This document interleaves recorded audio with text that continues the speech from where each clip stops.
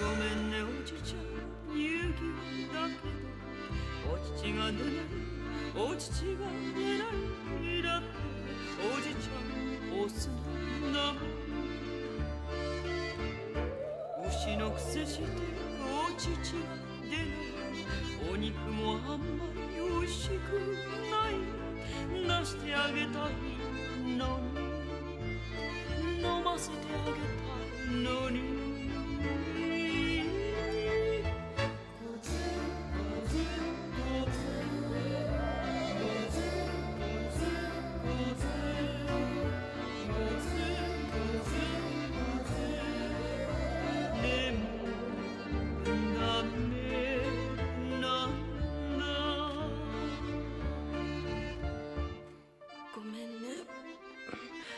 おじさん乳牛だけどお乳が出ない。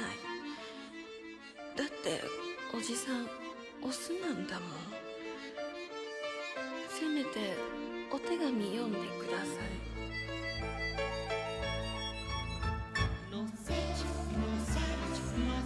何を知ってるの？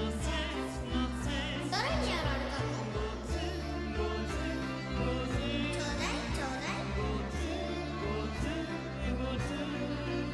のおじちゃん。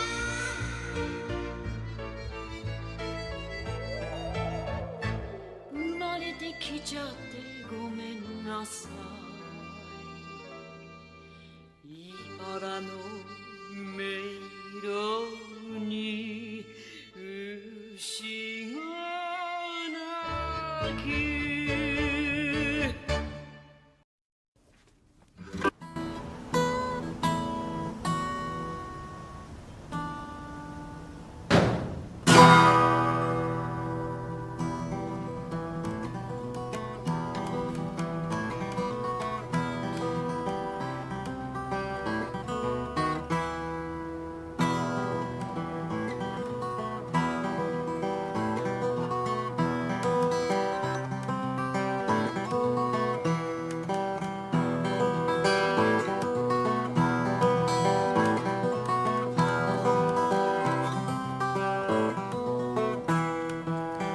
民のこととってわけのわからん気持ち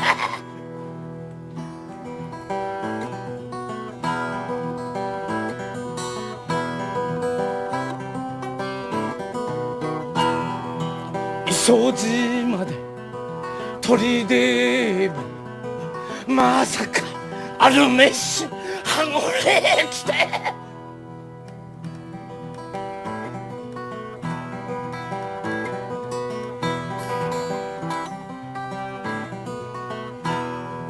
歌でも歌おうか体を流そうか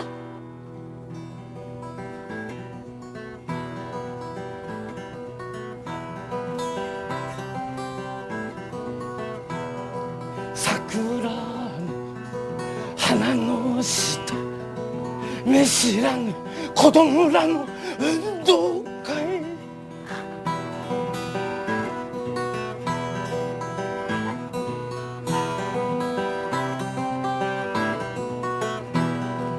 赤かって白かって青も黄色もみんな勝手に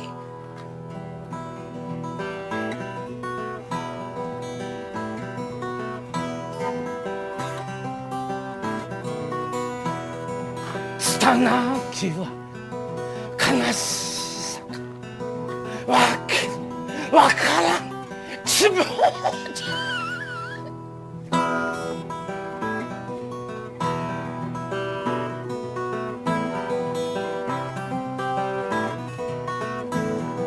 湯たんぽに星休む鬼とてこんな日酒をくめ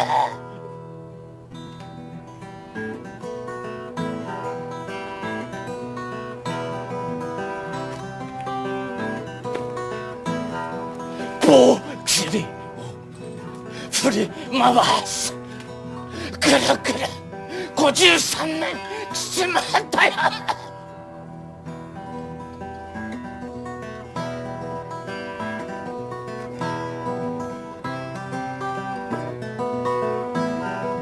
ポチリを振り回しぐるぐる53年しまったよ。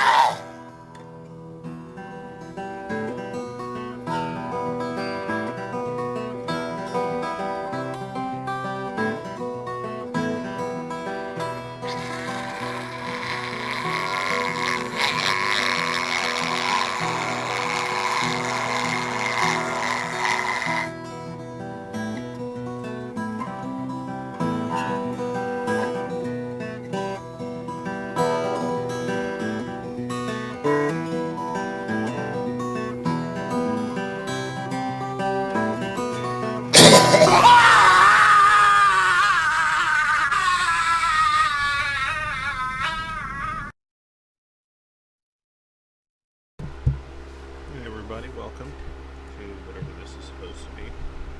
How are you? How is everyone? How's everything? Curious to know. What am I knowing? Oh, no one's here yet. Okay. It's fine by me. It's fine by me. It's weird. I wonder why people click on this thing and then immediately leave. You see a weird guy with some strange music playing. I guess that's enough. Not that they would have subscribed to begin with unless it's the algorithm that's bothering to show them whatever this is. If that's the case, then I'm not doing a very good job.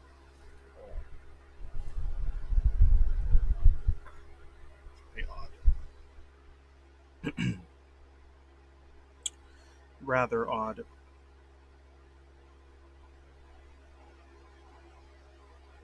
I guess I should wait like a minute or two and see if anybody else decides to show up.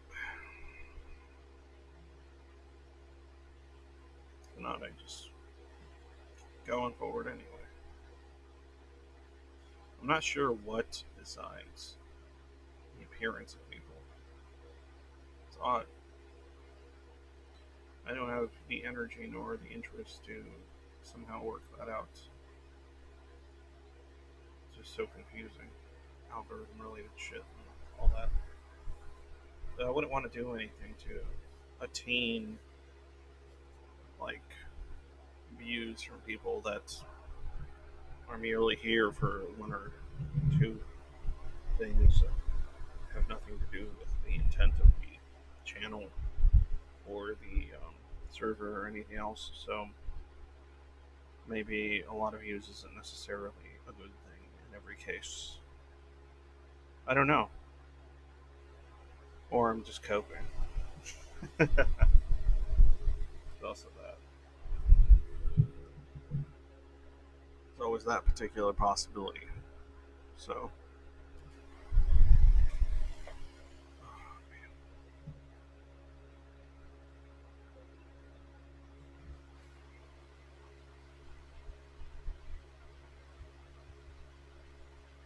I mean, I'm sure some of you that have watched this as a VOD at a later point or another have probably been clever enough to figure out by now that you're probably better off skipping the first few minutes, first 20, sometimes 30 minutes of every stream. Because either me usually playing something that just gets um, the stream itself demonetized, which I don't care because I don't have enough people watching for it to matter. I'll miss out on a whole 50 cents or something like that, where I'll just play songs that I like. Not worry about it too much. Because I sit here, I don't just like play them. Like I'm sitting there listening to them, even when I'm not on a screen. I'm usually enjoying the tracks, trying to get into the right headspace, or doing the stream, whatever that headspace is. I don't even know what you would call that.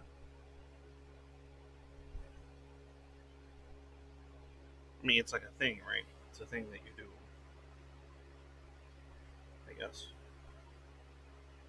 I'm not entirely sure half the time, to be honest, what it is I'm doing. in almost any circumstance, for that matter, not just this one. But again, it is what it is. Let me see. Maybe I should put a poll.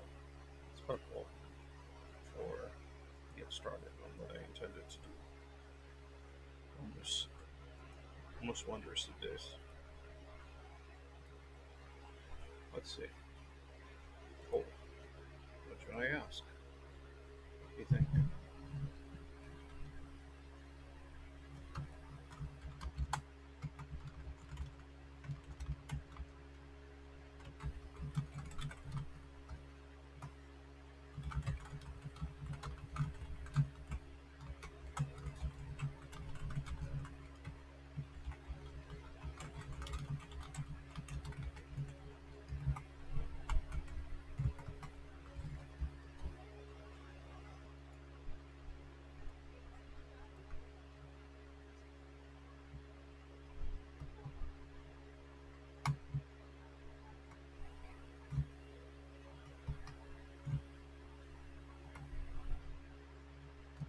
Typing a poll.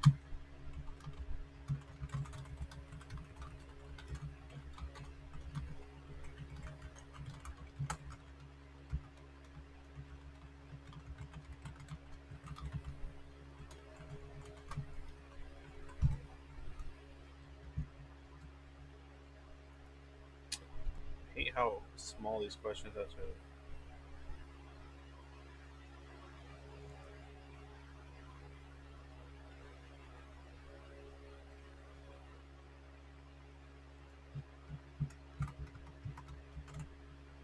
Should do it. Oh, one letter, one character. Jesus H. Christ. Really? One character is keeping me from posting this whole.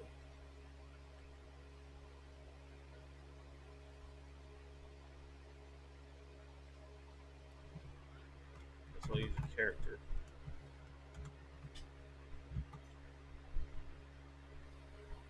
There we go. There's a question. Or whoever wants to contribute.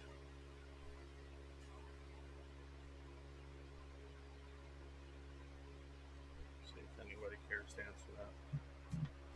We're talking about.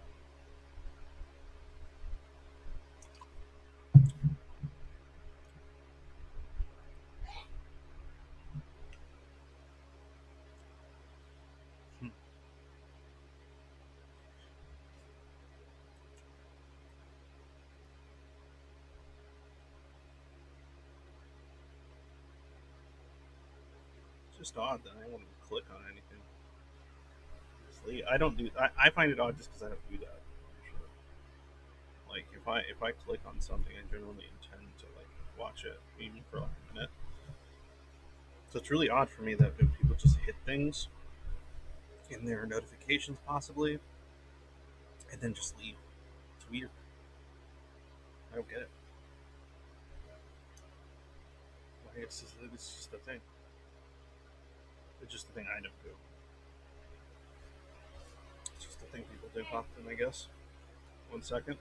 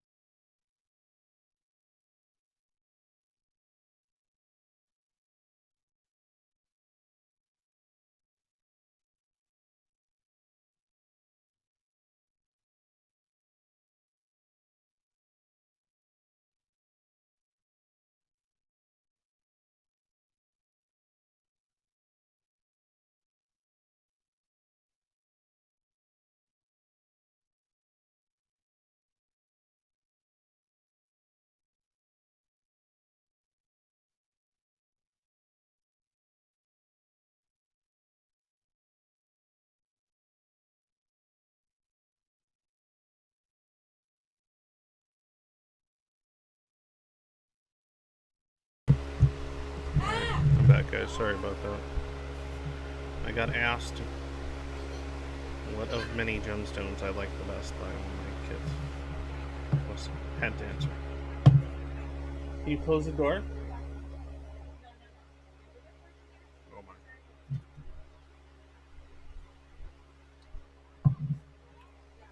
am I?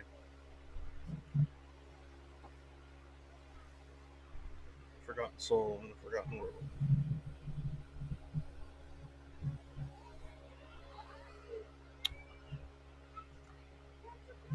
So I'm wondering, is the drop because it's just hella boring, or is it my connection? Because I'd prefer it be the first thing. Can you close it?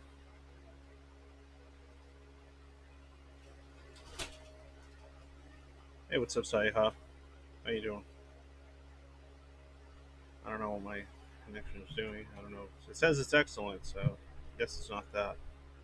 It's weird when people when people click on a YouTube thing. Do they think like there's going to be immediate entertainment? It's odd. Like they expect it to just be like immediate, right? Like immediate, like oh. I don't know how that works. It's so fucking weird. According to this, I have 4 likes. Who liked it? No one's here. It's so strange. I don't understand how any of this functions. Like, why would you like it and then just be like, "Oh, this is dumb. I'm not watching it." Maybe it's just somebody that supports my work but just doesn't care to listen. I mean, there's that possibility. That makes sense. I can respect that. That makes sense. Okay, so I'm gonna get started. Yes, you owe me dopamine kicks for every second watch I watch your content. I do. Nobody told me. I don't think I owe you that, BB. I think you're lying. I don't think I owe you anything because you don't even give me any of your delicious honey, BB. You never give me any of your honey, BB. I know you have plenty of honey to distribute, and you just don't give me any, and it makes me sad because you're just a dirty, dirty honey grubbing um, bee beetlist. You're dirty, dirty honey grubbing beetlist, bee supremacist. That's what you are, BB. A bee supremacist who only wants to keep the honey for yourself. Sick. Disgusting. You make me sick. Okay, let's get started. Capitalism. Thank you.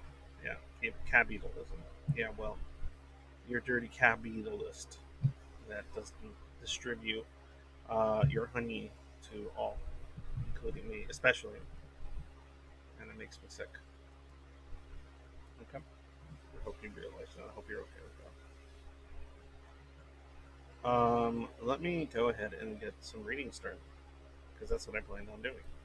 I'm reading things today because I feel like reading things. I don't feel like thinking all that much, but I do feel like reading things that you guys would like me to read because that's kind of fun to me right now in my mind. So I'm gonna do that. Other streams. Oh, well, that's nothing bad, but that's not what I was trying to show. Let me see. We'll fix it. There we go. No, that's not what I wanted. That's not what I wanted at all. I don't want it there. What is this nonsense? Oh, should I do that? No, that's not fun. Hold on a second, guys. I'm in confidence, so just give me one quick second.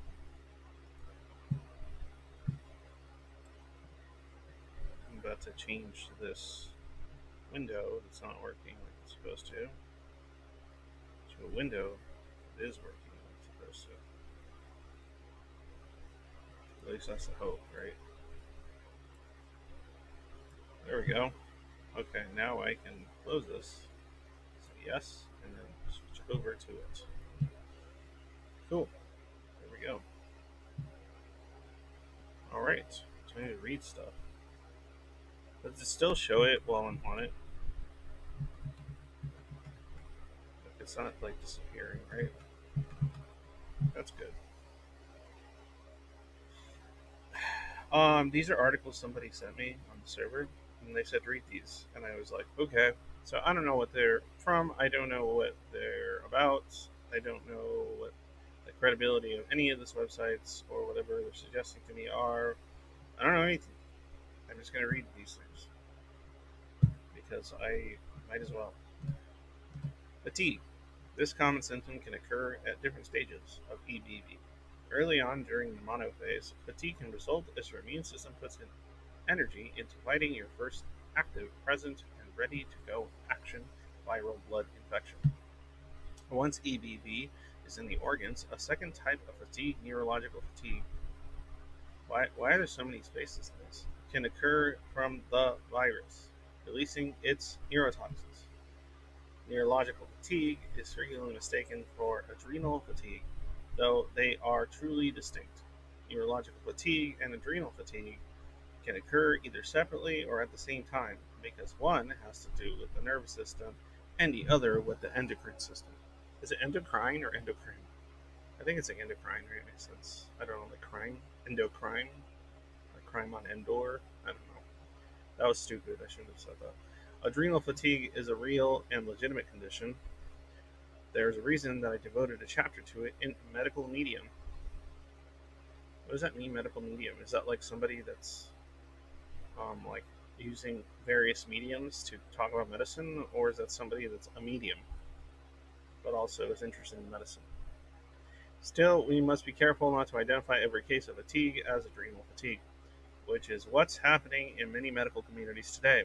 Uh-oh. Doctors, other practitioners, and the latest books are pointing to adrenal overload as the explanation for so much.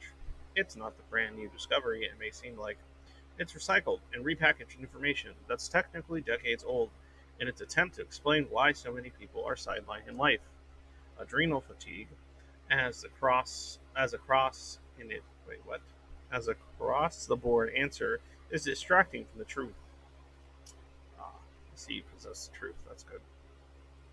Which is that late stage Epstein Barr virus is targeting the central nervous system of countless people. Viral neurotoxins are flooding their systems, creating an undetectable virus encephalitis, brain inflammation, that creates irritated, lethargic, sensitive nerves throughout the body and can get in the way of life in devastating ways. Excerpt from Thyroid Healing by Anthony Williams, page 46. Continue reading and get your copy today. Okay, cool. They're selling something. I don't care. Next. It's from the same place. I will read this also. This is a lot longer, though. By the way, if anyone is interested, endocrine, maybe it isn't. Space is galore, indeed. If anybody's interested in suggesting I read something, if you want this schizoid dude to read something, you can just tell me on the server, like at me on the server somewhere.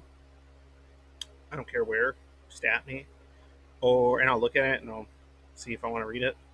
Or you can just tell me what it is in chat, um, and I'll try to find it myself, which I probably will if it's something that's available online easily. Or you can super chat me and actually put a link, and I'll click on it. I don't care if it's for fucking $3 or whatever, but that's like probably the easiest, fastest way, and it would also be greatly appreciated. Uh, have you ever made a memory just for the sake of it? Says Saiha. Like you're living in a moment, even though there's nothing significant about it. It randomly occurs to you to achieve it permanently. Um, there was a few times where I've kind of decided I need to remember this. It's usually not because it's something that I found particularly important. Okay, can you get the light? Light, the light, please. It's not because it was something that I found particularly important myself, but it was something that other people found important. That there might be consequences to that if I don't do the thing. Okay. So if you have suggestions for other things, if you think that what I'm reading right now is not interesting, and would like me to read something else after this, please at me on the server. Hell, you can DM me. I don't care, but I prefer you just at me. It's easier on the server if you're on the server, or super chat like $2-3. I don't care, whatever the minimum is, and I'll read that because then you can just post the link. or I could just look it up myself. Because unfortunately, I'm too lazy to figure out how. But you can't post links in YouTube unless you have a super shot that I know of. But whatever. I'm reading this thing. Neurological symptoms from the Medical Medium podcast. I'm really confused as to what is it medical. Like, I really want to know if it's medical medium or medical medium, as in like various types of mediums. Well, and it covers everything. Oh, look, there's other stuff in here like raw honey and avocados, bananas. Worst food on the planet. Wow, or bananas. That's unfortunate for them. Do you struggle with tingles and numbness, tics and spasms, tinnitus, vibration eye floaters, body pain, vertigo, burning skin, anxiety, tightness of the chest, brain fog, and dizziness? Uh-oh. These and many more mystery symptoms are connected to neurological and central nervous system issues. The symptoms can be frustratingly inconsistent, and well-meaning practitioners can sometimes misread the signs your body is displaying and prescribe an ineffective protocol. No one should have to spend their time trying these things that will never work. Oh, sorry, I should reread that because there's an exclamation point. No one should have to spend their time trying these things that will never work. Below, I will detail many of the mysterious symptoms that signal neurological issues and the foods and supplements that can offer you healing support.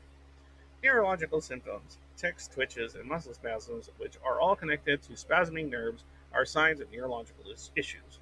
If you are experiencing dizziness or vertigo, your vagus nerve might be inflamed from neurotoxins from viruses. The vagus nerve runs from the brain through the neck, past the throat, and down to the chest. Other symptoms linked to the vagus nerve, or vagus, I don't know, vagus. No, I'm guessing it's like Vegas or vagus. Haggis. Nerve include weakness of the limbs, a fluttering heart, issues with swallowing, or trouble taking a deep breath. Other neurological symptoms you might experience include tingling or numbness in the hand or feet, buzzing, ringing, or humming in the ears, cold hands or feet, feelings of poor circulation, jaw stiffness, gums burning, restless legs, pains in the neck, and a strange gnawing sensation in the stomach. Some of that's familiar. Inflamed nerves like the vagus, phrenic, trigeminal, and sciatic play a huge role in these neurological symptoms. Some people struggle with digesting foods because they actually feel it move through their gut all the way to the colon.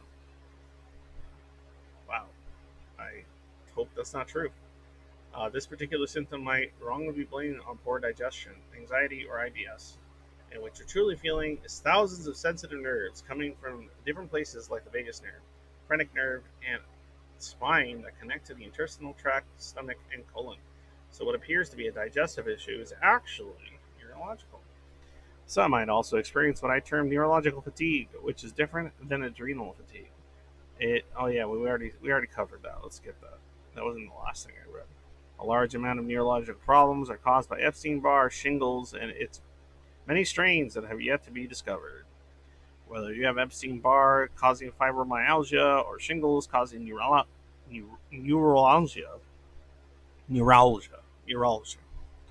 Your goal moving forward is to restore the nervous system. It's about doing everything in your power to strengthen and fortify it, and it can be done.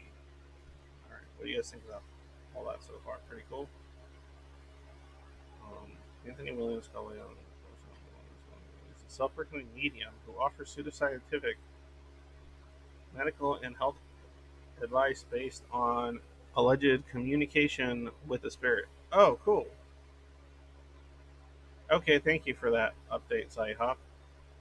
So we have somebody that's cluster A dealing with some shit, and that's okay with me because I don't mind.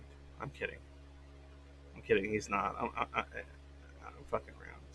Well, I don't know. Maybe he is. I mean, it depends on if he really believes that he's talking to a spirit that's communicating with him from another world and giving him the information he needs in order to properly suggest how to medically treat your body. I mean, I would require a significant amount of evidence or I would say take their word for it. I'm not trying to disrespect, it's just kind of my personal aesthetic to require such things. But nonetheless, I like to think that there's a possibility that they got it all wrong and some person can figure it out via communication with an otherworldly being, because that's just as absurd as anything else the world thinks is true, in my beautifully nihilistic opinion. So, okay. It looks like it goes on for a while. Um, oh, okay. So it's just describing the podcast. So let's see what this particular podcast has in it. Neurological symptoms will be described so you can learn how to identify them easily and understand the true cause of why we can experience these symptoms. Okay. With this information, you will be able to relate and identify what the kind of neurological symptoms you have. Neurological symptoms and conditions such as tics, spasms, fatigue, dizziness, nausea, jaw pain, head pain, neck pain, body pain, tingles, numbness, humming, buzzing, ringing in the ears, vibration, tightness of the chest, tightness of the throat, panic attacks, anxiety, feeling of being on a boat. What? What if you like being on a boat? Like you're going up and down? I don't know. Lyme disease, lupus, fibromyalgia, autoimmune. Autoimmune what? Symptoms? Multiple sclerosis, and dozens more. I unveil how certain foods can be a trigger for neurological symptoms and how we can easily replace these foods so we can move forward with our healing. How inflamed nerves can affect digestion. What foods to remove to assist your body in healing neurological symptoms. Panic attacks. What is the reason behind them? Plus, much, much more. Okay. Alright, I'm reading something else now. Let's read something else. What else is on here? Let's see what somebody said to read the juniper tree.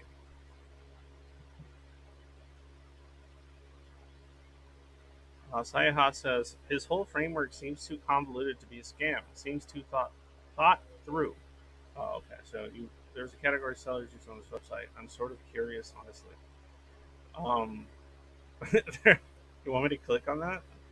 So you're saying this is too like complex of a thing to be a scam, so you think even if it isn't necessarily true, it's like they believe it is?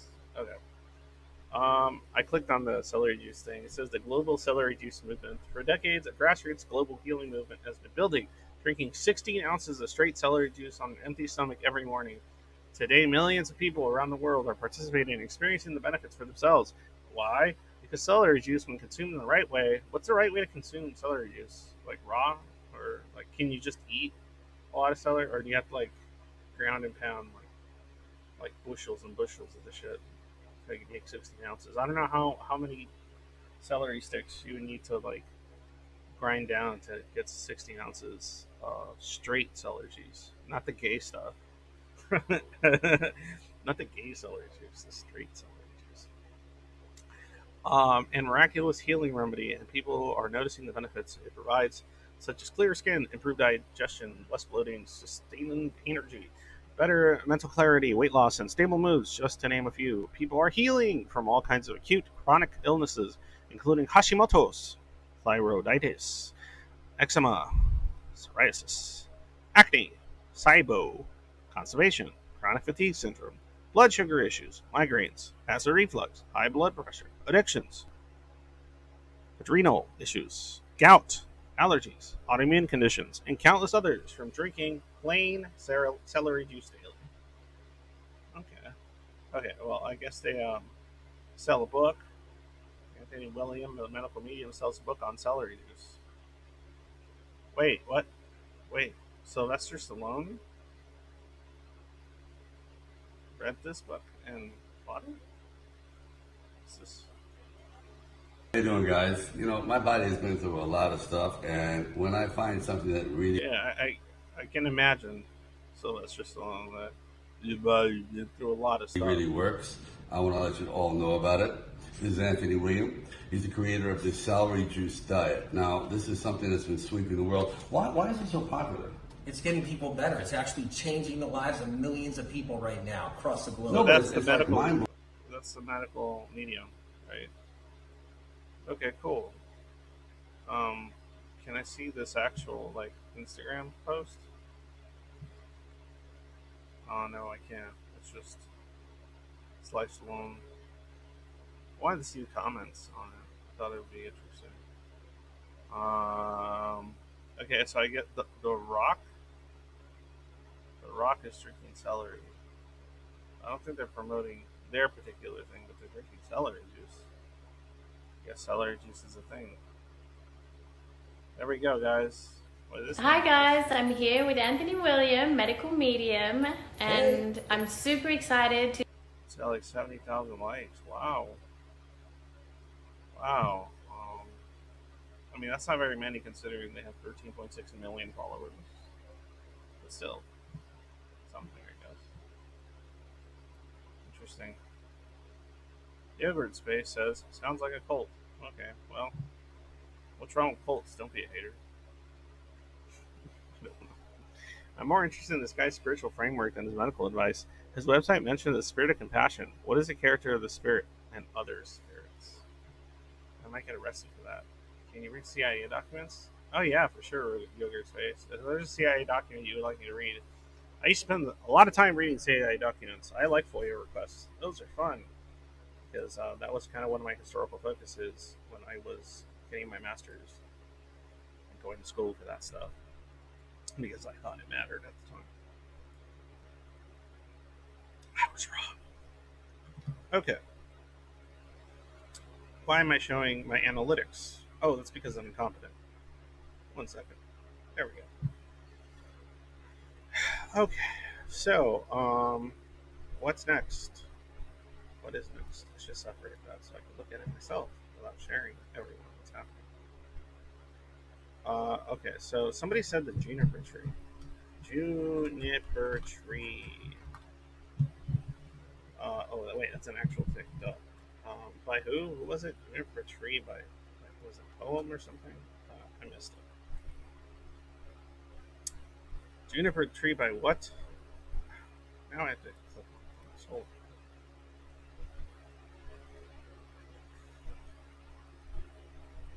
Oh, Brothers Grimm. Oh, yeah, duh. Okay. Oh, man, that sounds familiar. I probably read that shit when I was a kid or something.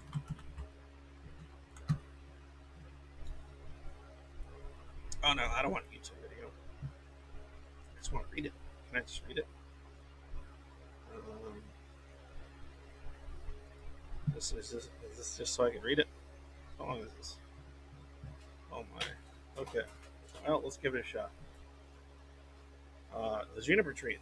Jacob and Wilhelm Grimm. I've never read this. I think I've read this, but I don't. I used to read a lot of Grimms when I was younger, so I don't remember. But if anything crazy pops up, because I know they had some like pretty pogrom-focused anti-Semitic shit in there, some of their old stories. So I want to go ahead and avoid that. But let's give this one a shot. Long ago, at least 2,000 years, there was a rich man who had a beautiful and pious wife, and they loved each other dearly. However, they had no children. I can try to change. I can try to adapt to the narrative or the story and change my kind of carrying of this. Though they wished very much to have some, and the woman prayed, then day and night, but they didn't get any, and they didn't get any. Wait. Oh, I see. In front of their house there was a courtyard, where there stood a juniper tree. One day in the winter, a woman standing beneath it, peeling herself an apple, and while she was thus peeling the apple, she cut her finger, and the blood fell into the snow. "Oh," said the woman. She sighed heavily, looked at the blood before her, and was most unhappy. "If only I had a child as red as blood, as white as snow." So it's just like the original Snow White. And as she said that, she became quite contented and felt sure that it was going to happen.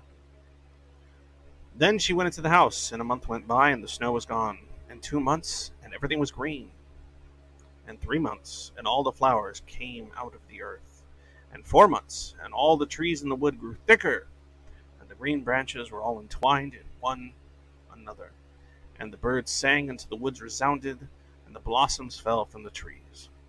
Then the 5th month passed, and she stood beneath the juniper tree, which smelled so sweet that her heart jumped for joy.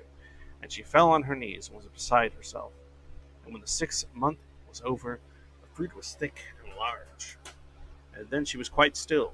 And after the 7th month, she picked the juniper berries and ate them greedily. Then she grew sick and sorrowful. Then on the 8th month, she called her husband to her and cried and said, "If I die, then bury me over. Wait, sorry. If I die, then bury me beneath the juniper tree." This is like old website. It's like text is like way over there. Then she was quite comforted and happy until the next month was over, and then she had a child as white as snow and as red as blood. And when she saw it, she was so happy that she died. Her husband buried her beneath the juniper tree, and he began to cry bitterly. After some time, he was more at ease, and although he still cried, he could bear it. And some time later, he took another wife. He had a daughter by the second wife, but the first wife's child was a little son, and he was hot and moldering and filled with gas. And he smoldering, and he was red as blood, as white as snow. When the woman looked at her daughter, she loved her very much, but then she looked at her little boy, and it pierced her heart, for she thought that he would always stand in her way. And she was always thinking how she could get the entire inheritance for her daughter. Oh, okay. And the evil one filled her mind with this until she grew very angry with the little boy. And she pushed him from one corner to the other and slapped him and cuffed him there till the poor child was always afraid, for when he came home from school, there was nowhere he could find any peace. One day the woman had gone upstairs to her room, when her little daughter came up to and said, "Mother, give me an apple." "Yes, my child," said the woman, and gave her a beautiful apple out of the chest. The chest had a large, heavy lid with a large, sharp iron lock.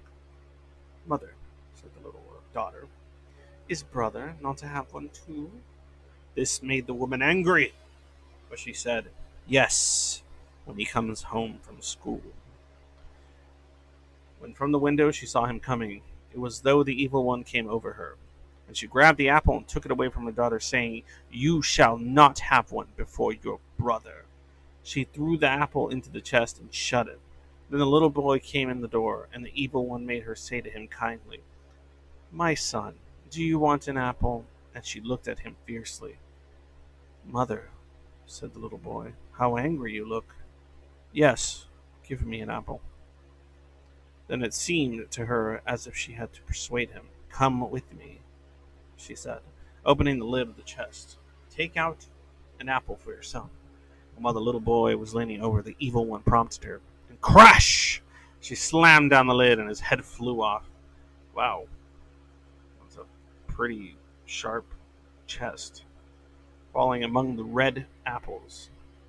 Then fear overcame her, and she thought, "Maybe I can get out of this." So she went upstairs to her room, to her chest of drawers, and took a white scarf out of the top drawer, and set the head on the neck again, and tying the scarf around it so nothing could be seen.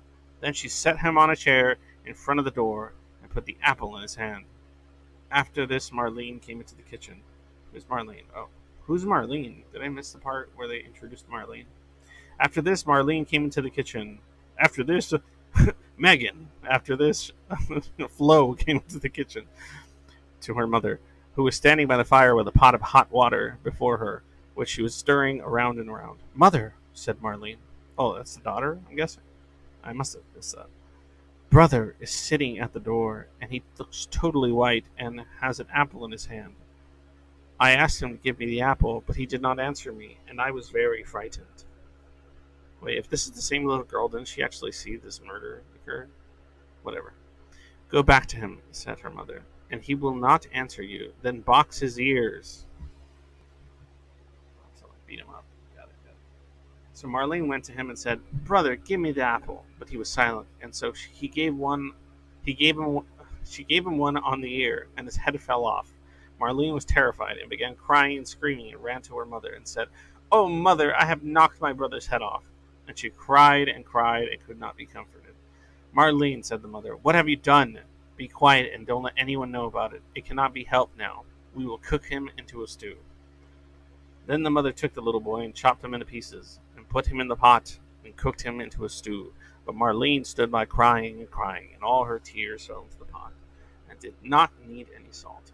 Then the father came home, and sat down at the table, and said, "Where is my son?" And the mother served up a large dish of stew, and Marlene cried and could not stop. Then the father said again, "Where is my son?" "Oh," said the mother, "he has gone across the country to his mother great-uncle, who will stay there for a while." "What is he doing there? He did not even say goodbye to me." "Oh, he wanted to go, and asked if he could stay 6 weeks. He will be there taken care of. Well, he will be well taken care of there." "Oh," said the man, "I am unhappy. It isn't right. He should have said goodbye to me." With that he began to eat, saying, "Marlene, why are you crying? Your brother will certainly come back." Then he said, "Wife, this food is delicious. Give me some more." And the more he ate, the more he wanted. And he said, "Give me some more. You two shall have none of it. It seems to me as if it were all mine." And he ate and ate, throwing all the bones on the table, until he had finished it all. Wow, she just kept the bones in. Wow. Marlene went to her chest of drawers, took her best silk scarf from the bottom drawer, and gathered all the bones from beneath the table and tied them up in her silk scarf, then carried them outside the door, crying tears of blood. She laid them down beneath the juniper tree on the green grass, and after she had put them there, she suddenly felt better and did not cry any more. Then the juniper tree began to move. The branches moved apart, then moved together, just as if someone were rejoicing and clapping his hands. At the same time, a mist seemed to rise from the tree. In the center of the mist it burned like a fire, and a beautiful bird flew out of the fire, singing magnificently. And it flew high into the air, and when it was gone, the juniper tree was just as it had been before, and the cloth with the bones was no longer there. Marlene, however, was as happy and contented as if her brother were alive, and she went merrily into the house, sat down at the table, and ate.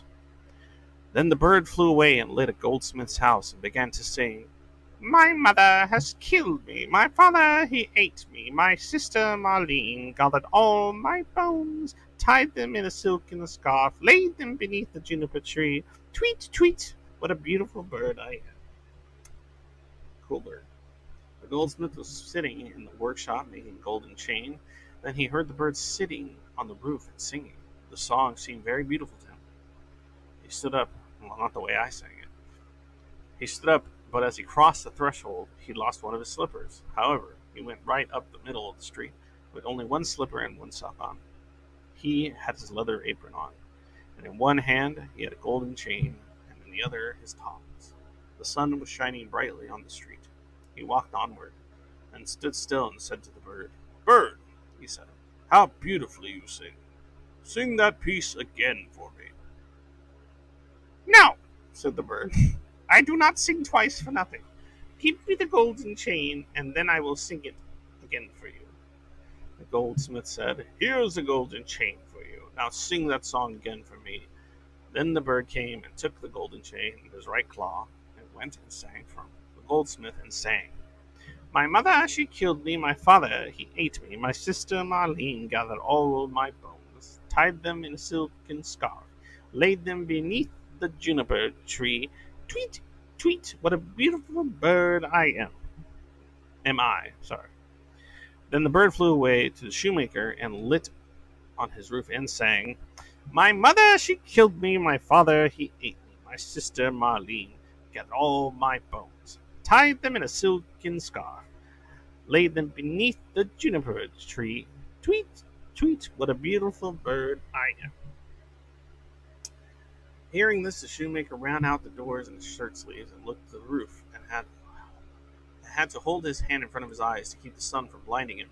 "Bird," he said, "how beautifully you sing." I'm guessing they can't understand the lyrics. Then he called in at the door, "Wife, come outside. There's a bird here. Look at this bird. He certainly can sing." Then he called his daughter, her children, journeyman, apprentice, and maid. They all came out into the street and looked at the bird and saw how beautiful he was, and what fine red and green feathers he had, and how his neck was like pure gold, and how his eyes shone like stars in his head. Bird, said the shoemaker, now sing the song again for me. No, said the bird, I do not sing twice for nothing. You must give me something. Wife, said the man, go into the shop. There's a pair of red shoes on the top shelf. Bring them down. Then the wife brought down the shoes. There, bird, said the man. Now sing that piece again for me. Then the bird came out and took the shoes in his left claw and flew back to the roof and sang. My mother, she killed me. My father, he ate me. My sister, Marlene, gathered all my bones, tied them in a silken scarf, laid them beneath the juniper tree. Tweet, tweet, what a beautiful bird I am. When he had finished his song, he flew away. In his right claw he had the chain, and in his left the shoes. He flew far away to a mill, and the mill went clickety-clack, clickety-clack, clickety-clack. In the mill sat 20 millers' apprentices cutting a stone, and chiseling chip-chop, chip-chop, chip-chop. And the mill went clickety-clack, clickety-clack, clickety-clack. Then the bird went and sang on the linden tree, which stood in front of the mill, and sang, My mother, she killed me. Then one of them stopped working. My father, he ate me. Then two more stopped working and listened. My sister, Marlene. Then four more stopped, gathered all my bones, tied them in a silken scarf. Now only 8 were chiseling, laid them beneath, now only 5, the juniper tree, now only 1. Tweet, tweet, what a beautiful bird I am. Then the last one stopped also, and he heard the words. Bird, said he, how beautiful you sing. Let me hear that sing too. Sing it once more for me. No, said the woman. Jesus Christ. Okay, sorry, this is just call my attention span a little too short, but okay. So let's see. What does he give him this time? He sings. He can have it. Okay. What is it? Yes. If it belongs to only to me, you should. Oh, okay. Wait. Give me the millstone. Oh, okay, I got it. Okay, fine. And he does the song, blah, blah, blah. The bird stuck to his neck and his whole collar and flew through, whatever. Okay. When he was finished singing, he spread his wings, and in his right claw he had the chain, and in his left one the shoes, and around his neck the millstone. He flew far away. To his father's house. The father said, I feel so contented. I am so happy. Not I, said the mother. I feel uneasy, just as if a bad storm were coming. But Marlene just sat and cried and cried. Then the bird flew up, and it seated itself on the roof, and the father said, Oh, I feel so truly happy, and the sun is shining so beautifully outside. I feel as if we're about to see some old acquaintance again. Not I, said the woman. I am afraid that my teeth are chattering, and I feel like I fire in my veins. She tore open her bodice even more. Marlene sat in the corner, crying. She held a handkerchief before her eyes and cried until it was wet clear through. Then the bird seated itself on the juniper tree and sang. My mother, she killed me. The mother stopped, her ears, shut her eyes, not wanting to hear. But there was a roaring in her ears like a fierce storm, and her eyes burned, flashed like lightning. My father, he ate me. Oh, mother, said the man. That is a beautiful bird. He's singing so splendidly, and the sun is so shining so warmly, and it smells like pure cinnamon. My sister Marlene. Then Marlene laid her head on her knees and cried, and the man said, I am going out. I must see the bird up close. Oh, don't go, said the woman. I feel as if the whole house was shaking on fire. and on fire. But the man went out with the bird, gathered all my bones, tied them in a silken scarf, laid them beneath the juniper tree. Tweet, tweet, the beautiful bird I am. With this, the bird dropped the golden chain and fell right around the man's neck, so exactly around it that it fit beautifully. Then the man went in and said, Just look at this beautiful bird, that is. And what a beautiful golden chain he has given me, and how nice it looks. But the woman was terrified. She fell down on the floor in the room, and her cap fell on her head. And then the bird sank once more. My mother killed me. I wish I were 1,000 fathoms beneath the earth, and I would not have to hear this. My father, he ate me. Then the woman fell down as if she were dead. My sister Marlene, oh, said Marlene, I too will go and see the bird. Will give me something. Then she went out, gathered all my bones, tied them in a silken scarf. He threw the shoes down to her, laid them beneath the juniper tree. Tweet, tweet, what a beautiful bird I am. Then she was contented and happy. She put on the red shoes, and danced and leaped into the house. "Oh," she said, "I was so sad when I went out, and now I am contented. That is a splendid bird. He is giving me a pair of red shoes." "No!" Wait, sorry. "No!" said the woman, jumping to her feet, with her hair standing on up like flames of fire. "I feel as if the world's coming to an end. I too will go out and see if it makes me feel better." And as she went out the door, crash, the bird threw the millstone on her head and crushed her to death. Her father and Marlene heard it and went out. Smoke, flames, and fire were rising from the place. And when it was over, the little brother was standing there, and he took her father and Marlene by the hand, and all three were happy. And they went into the house, sat down at the table, and ate. Okay, that was quite the read. Quite the read. Bird said this stuff like 8 times. I am depressed. Sorry, Matthew, that you're depressed. I'm trying to read the chat at this point. BB said the world will not heal until normies stop buying products that influencers are shilling, and everyone understands that they will promote anything as long as it pays. You'd think everyone would get that by. They will never get that, BB. I don't know. He makes money from celery juice, considering it's not a product but a vegetable, though. I am impressed. Okay. Sorry you didn't like the story, Matthew J. Anthony King says, "This be like all scurry and shit. Who he be talking to?" Says Anthony King. "Beautiful, thank you," says Saya. "I'm glad you enjoyed that, Saya. I'm glad you liked that story, and I'm glad you got something out of that. And if you don't know what to do, please think about supporting me on Patreon. Send me some Patreon money so I can fucking help with schizoids in whatever way I can. But for today, I am reading things that people are suggesting. And if you don't want me to say your name, just DM me on the server, and I won't say it there. I'll just say random person. If you're in the chat, you're obviously fine with it because you're fucking putting it in the chat. So, but if you don't want me to say who it is that submitted or ask me to read something, I won't. That's fine. Okay. I like it just repetitive. Yeah, I know. A lot of those stories tend to be a lot of the time.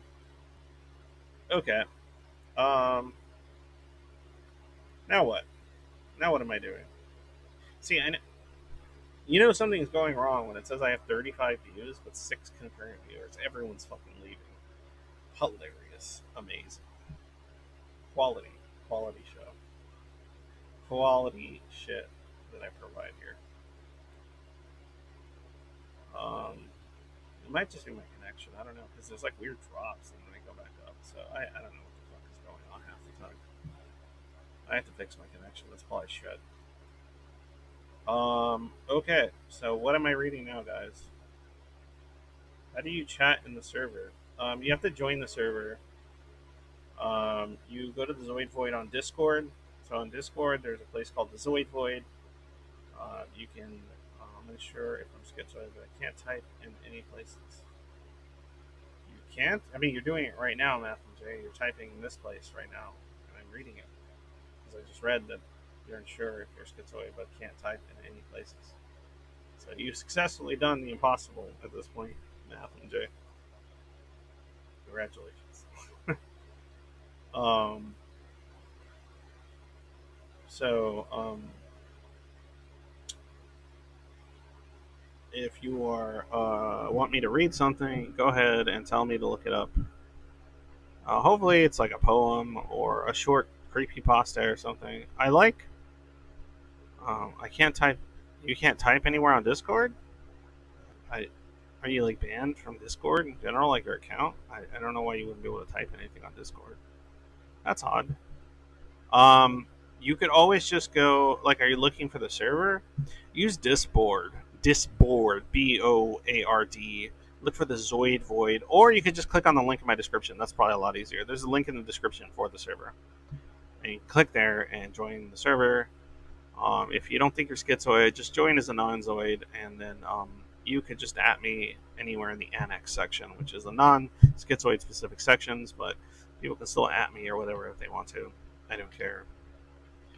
If there's something you would like me to read in the Zoid Void. Oh, you can't type anything in the Zoid Void because you probably haven't chosen whether you're non-Zoid or Zoid. Because if you go Zoid, you have to do an application thing. But you could just go non-Zoid for now so that you can just get into the annex channels and then just do the application later. And if you want to, if that's something you want to do. You're probably in it, but like you haven't chosen something. Yeah, okay, there you go, man. So you're welcome to jump on. Well, I'm gonna jump in. Hold on. Somebody's texting me something.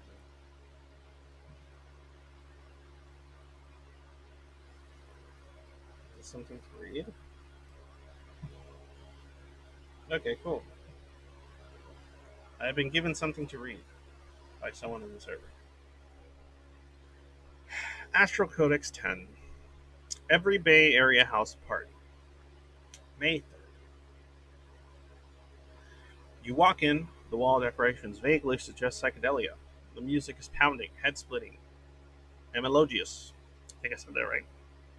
Everyone is struggling to speak over it. Everyone assumes everyone else likes it.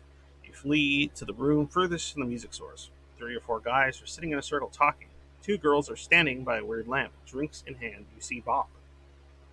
Hi, Bob. Hey, good to see you again. What's new? Man, it's been a crazy few months. You hear I quit my job at Google and founded a fintech startup? No. What do you do? War insurance. War insurance? Yeah, we pay out if there's a war.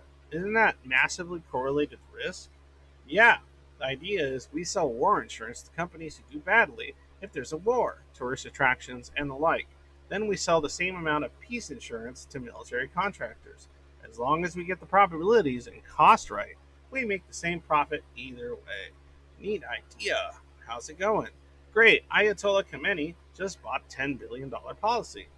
Of the war version or the peace version? Can't say. Confidentiality agreement. Did I hear someone talk about fintech? Man with a buzz cut. Shirt, incomprehensible symbol. His favorite band symbol? His company logo? A chaos magic sigil? And he was carrying half-decade slice of pizza. I am Ramchandra, he said. I'm working for a fintech startup. Love to hear from anyone else in the business. I'm Bob. Good to meet you. Who do you work for? You know Litecoin? No, tell me about them. New crypto. You might if I'm promoting about it. About every 8 minutes, a decentralized algorithm searches for tweets containing the word Litecoin with a positive sentiment score, weights them by number of likes, and then picks one at random to award a Litecoin to. Sounds awful. No, you don't understand. This is just the first step. Once we make it super big, we'll introduce other things into the algorithm. Charities, political causes. We'll have millions of people competing to praise UNICEF in order to get that next $1 million Viracoin drop. If you think about it, all problems are caused by lack of awareness. We're an at-scale solution to awareness.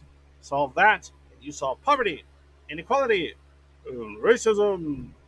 You wander off. There's an open bedroom with a few people sitting on the bed talking inside. A woman in a blue dress is saying something about how she's trying to build a secular scientific interpretation of Buddhism. There's no alpha left in secular scientific interpretation of Buddhism, says the guy on the right. I'm a thin white man with a carefully trimmed beard. Half of California has spent the past 100 years trying to create a secular scientific interpretation of Buddhism. You can't throw a stone without hitting one. You don't understand, said the woman. They stopped halfway. There's a bunch of Buddhist doctrines that nobody's ever come up with secular rationalist versions of, like reincarnation. You ask these Californians about Buddhism, they'll say it's all about brainwaves and mindfulness, but change the topic when you get to reincarnation, or say it's all an ignorant myth. So how do you come up with a secular scientific interpretation of reincarnation? Have you ever heard about the quantum suicide thought experiment? Suppose that there are near infinite parallel universes. There are versions of you in some of them, people who are exactly identical to you and each other. It's meaningless to ask which one of them you are. You made the scare quotes with your hands. Oh, she made the scare quotes with her hands. Because you're all of them at once. You are the mathematical pattern, not the atoms. Anything the instantiates. Wait, instantiates? Whatever. That pattern is you. So if you shoot yourself, you won't die because you can't have the experience of not existing. You will just find your thread of consciousness waking up in those universes where the gun jammed, or where a sudden gust of wind knocked you over and cooled the bullet's path. Total immortality. How does that imply reincarnation? Because I don't believe in infinite parallel universes or infinite versions of you. But your consciousness can transfer it to a being that is slightly different from you. That happens every moment. The atoms in your brain never stay in exactly the right place. When you die in our universe, which is the only one you are, your consciousness wakes up into the other being whose internal pattern is most like yours. Then how come people don't have each other's memories? Dun dun dun. Even the Buddhism reincarnation isn't a transfer of souls, it's a transfer of karmic bundles. Suppose that you're violent and greedy your whole life, and then you die. You wake up in the consciousness of the most similar being you can find. Maybe it's a wolf or a praying mantis. But suppose you use your reason and really lean into purely human virtues. Then you're basically guaranteed to wake up as another person. But that they'll have your memories. Not that they'll have your memories or anything. They're just whose qualia you'll be experiencing. So your thread of consciousness can never wink out of existence? Of course it can. That's the whole point of Buddhism. You need to become nothing, gradually, naturally, in a way where each step is causally linked to the step before. Then when you die, your consciousness won't continue at all. It'll just stay nothing. Nirvana! Seems pretty straightforward to me. I don't know why everyone else keeps saying that Buddhism has supernatural elements or parts that are hard to square with modern science. How long is this? Oh, Jesus Christ. How long is this? Hold on. Oh, what is this? Okay, hold on. Let me. God, it sounds like a parties I've never been to. All right, hold on. Let me see how long is this shit. Oh, okay, no, that's all comments. Oh, thank God. Okay, all right. Let's. God, it's still. It's not that bad. Okay, let's go. Let's keep going here. Then how come people don't have each other's memories? Even in Buddhism, reincarnation isn't a transfer of souls; it's a transfer of karma. Oh no, I read the part. So your thread of consciousness can never. Okay, wait, hold on. Okay, she's gathered a small audience now. What about Pure Land stuff? Asked a guy in a beret. He's wearing a beret. If you say the words Namu Amida Butsu 10 times, then when you die, Amida Buddha will pluck your soul from the ether and ensure it gets reborn in his heaven dimension. Still doesn't sound very scientific to me. No, she says. Come on, that makes perfect sense. Imagine you're a group of benevolent, super intelligent aliens. You know all this stuff about reincarnation, so you want to help.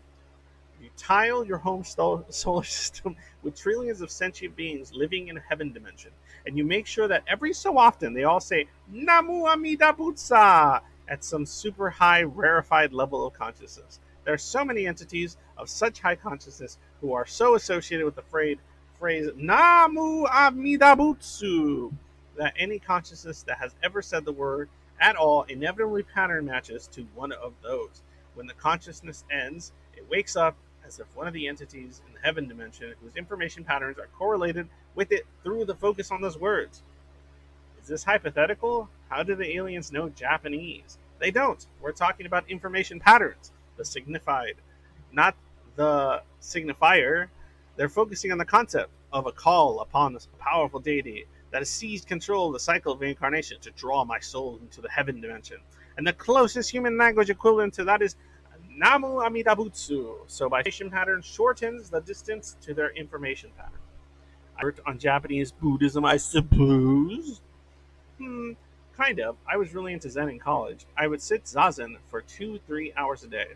A few hours after I graduated, I took the plunge and quit my job at Google to study a Zen monastery near Kanazawa. The first day I was there, the master said, "This very world is the Pure Land, and each one of you is already enlightened." I was already relieved because I thought I would have to stay at the monastery like 10, maybe 20 years to get enlightened. Whew. So I thanked him and went off to pack my stuff. He ran after me, asked, "Where are you going?" I said that honestly I wasn't that into Zen aesthetic and I was just there to get enlightened. But if I was already enlightened, then mission accomplished, and I might as well go back to Google. I spent a couple of days seeing Kanazawa, then flew home. "You moron, that's just a cryptic riddle. You have to spend years at the monastery in order to appreciate the sense at which you're already enlightened." Nah. I got an email from the Zen master a few months later telling me that I was the best student they ever had. The discussion is starting to get heated, so you wander back into the first room. Bob and Ramchandara are still talking about fintech, but there's a person of ambiguous gender sitting alone, playing with a fidget spinner. You strike up a conversation. Oh man, this is like one of the worst choose your own adventures without the ability to choose your own adventure. So it's like real life. Give me 1 second, guys. I need a drink.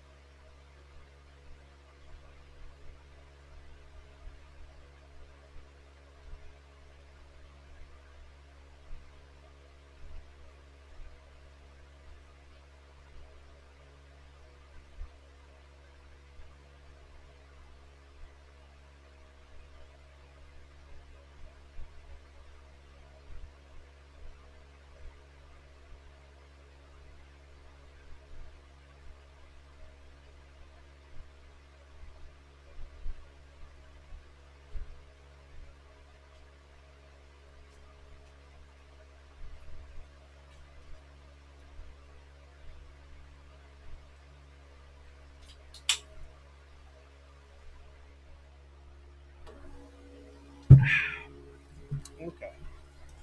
How are you guys enjoying this so far? Has everyone left?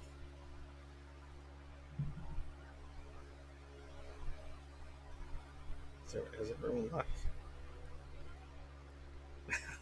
This is so good. All right. Cool. Show the text, please. I was showing the text. I'm not showing the text? Son of a bitch. Oh, God damn it. I'm so fucking incompetent. Okay, hold on. I hate who I am sometimes. I'm so awful at everything. All right, here we go. All right, let's go to it. I'll find the spot I'm at. Where was it? Let me see.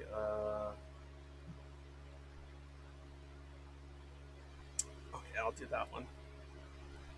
I'll find the spot I was at. Sorry, guys. I thought it would have been more interesting. You could see it. There we go.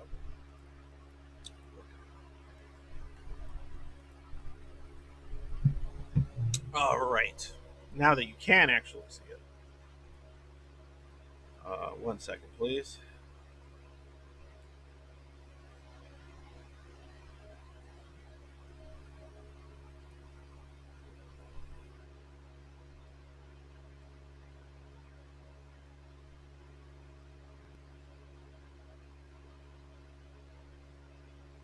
Okay. Let me continue the story. All right. Hey.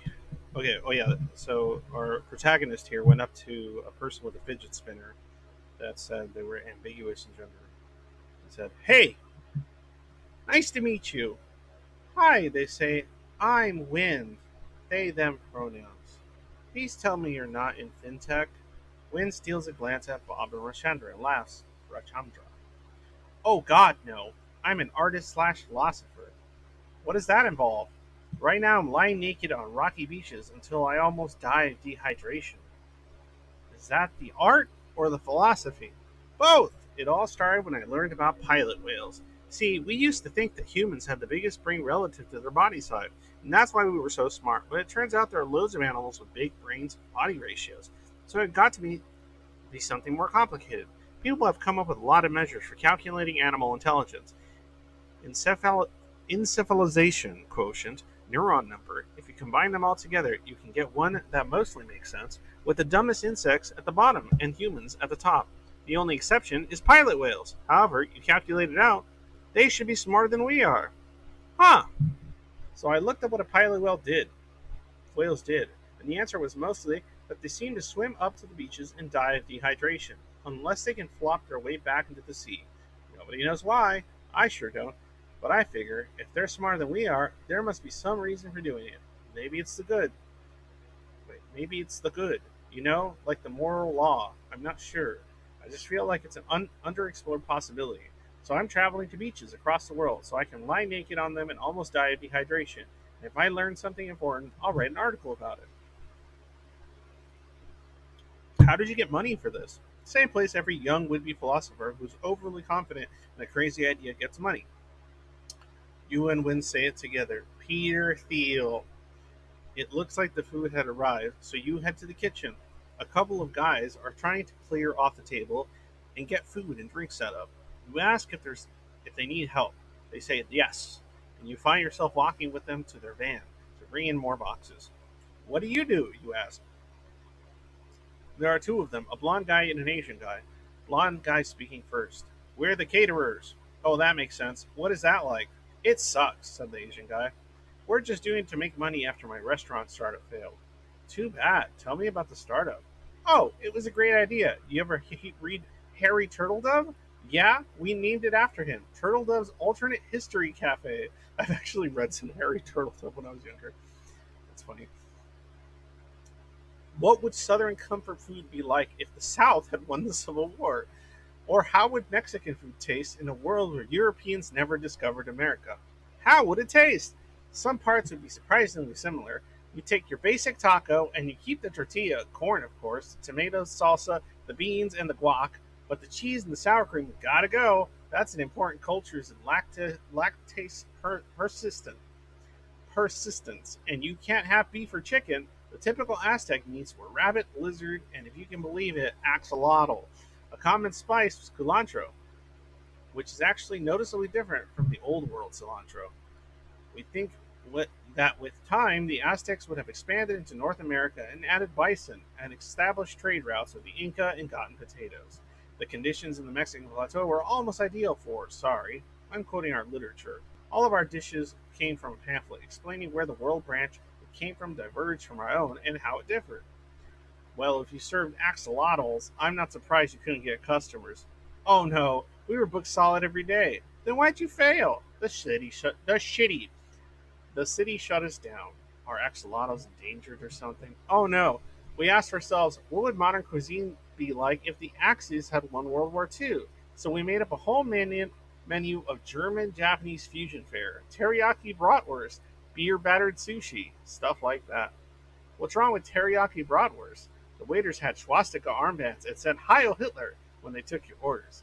Oh yeah, I guess that would do it. You going to try again? Not sure, said the blonde guy. John here wants to. I think we should try something else. Any particular ideas? When we were planning the Axis menu, I told John it would be fine. People had a sense of humor. Then it got to shut us down. It got us shut down. It said I really had to eat some humble pie. They gave me an idea. We have all these food metaphors. Eat humble pie, eat crow, eat my hat. There's so much alpha in food metaphors. Imagine, you're an executive and you steer your company in the wrong direction. Nobody gets bonuses. As an apology, you take your employees out for dinner in our restaurant and order a crow sandwich. Now they can all see you literally eating crow. What would the employees eat? Well, we have a lot of teriyaki bratwurst we need to get rid of. That stuff keeps forever. You finish unloading the food in the table onto the table. Also, you're helping them. Oh, that's nice. A few people trickle in and start eating. You make conversation with a woman to your left. Hi, what's your name? I'm Sarah. What do you do? I quit my job at Google a few months ago to work on. Why does everyone work at Google? Work on effective altruism. I'm studying SN risks. SNN risks. I can't remember which one's SNN risks. SN risks. Whatever. Steppe nomads, horse archers, and Eurasian hordes. I didn't think they were still a problem.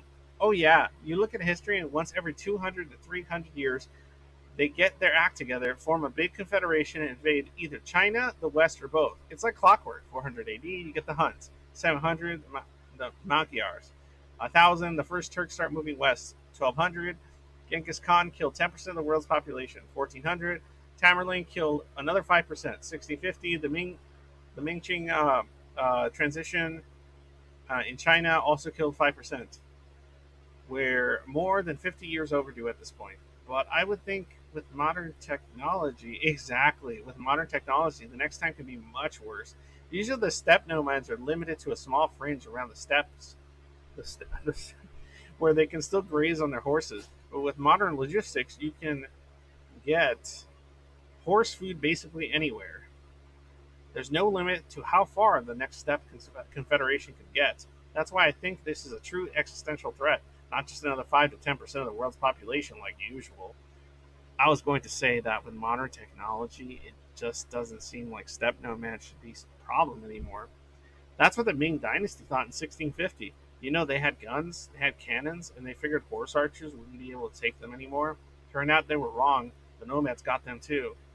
Are there even any steppe nomads left? Definitely. Lots of people in Mongolia, Kazakhstan, Kyrgyzstan, Kyrgyzstan.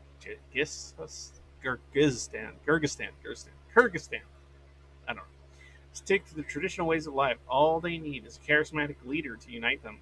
And the effective altruist gave you a grant to work on this?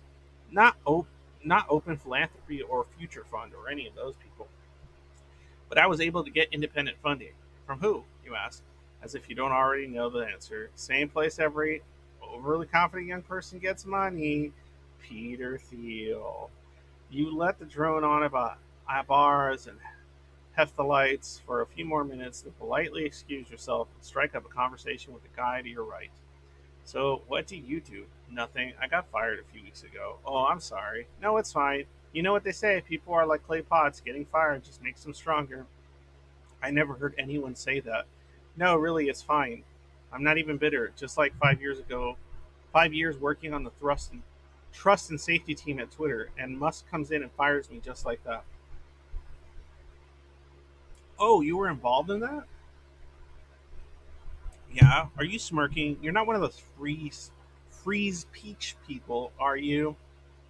I guess sort of.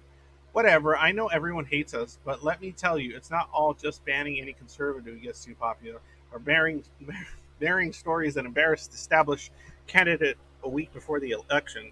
We did good, important work. Like what?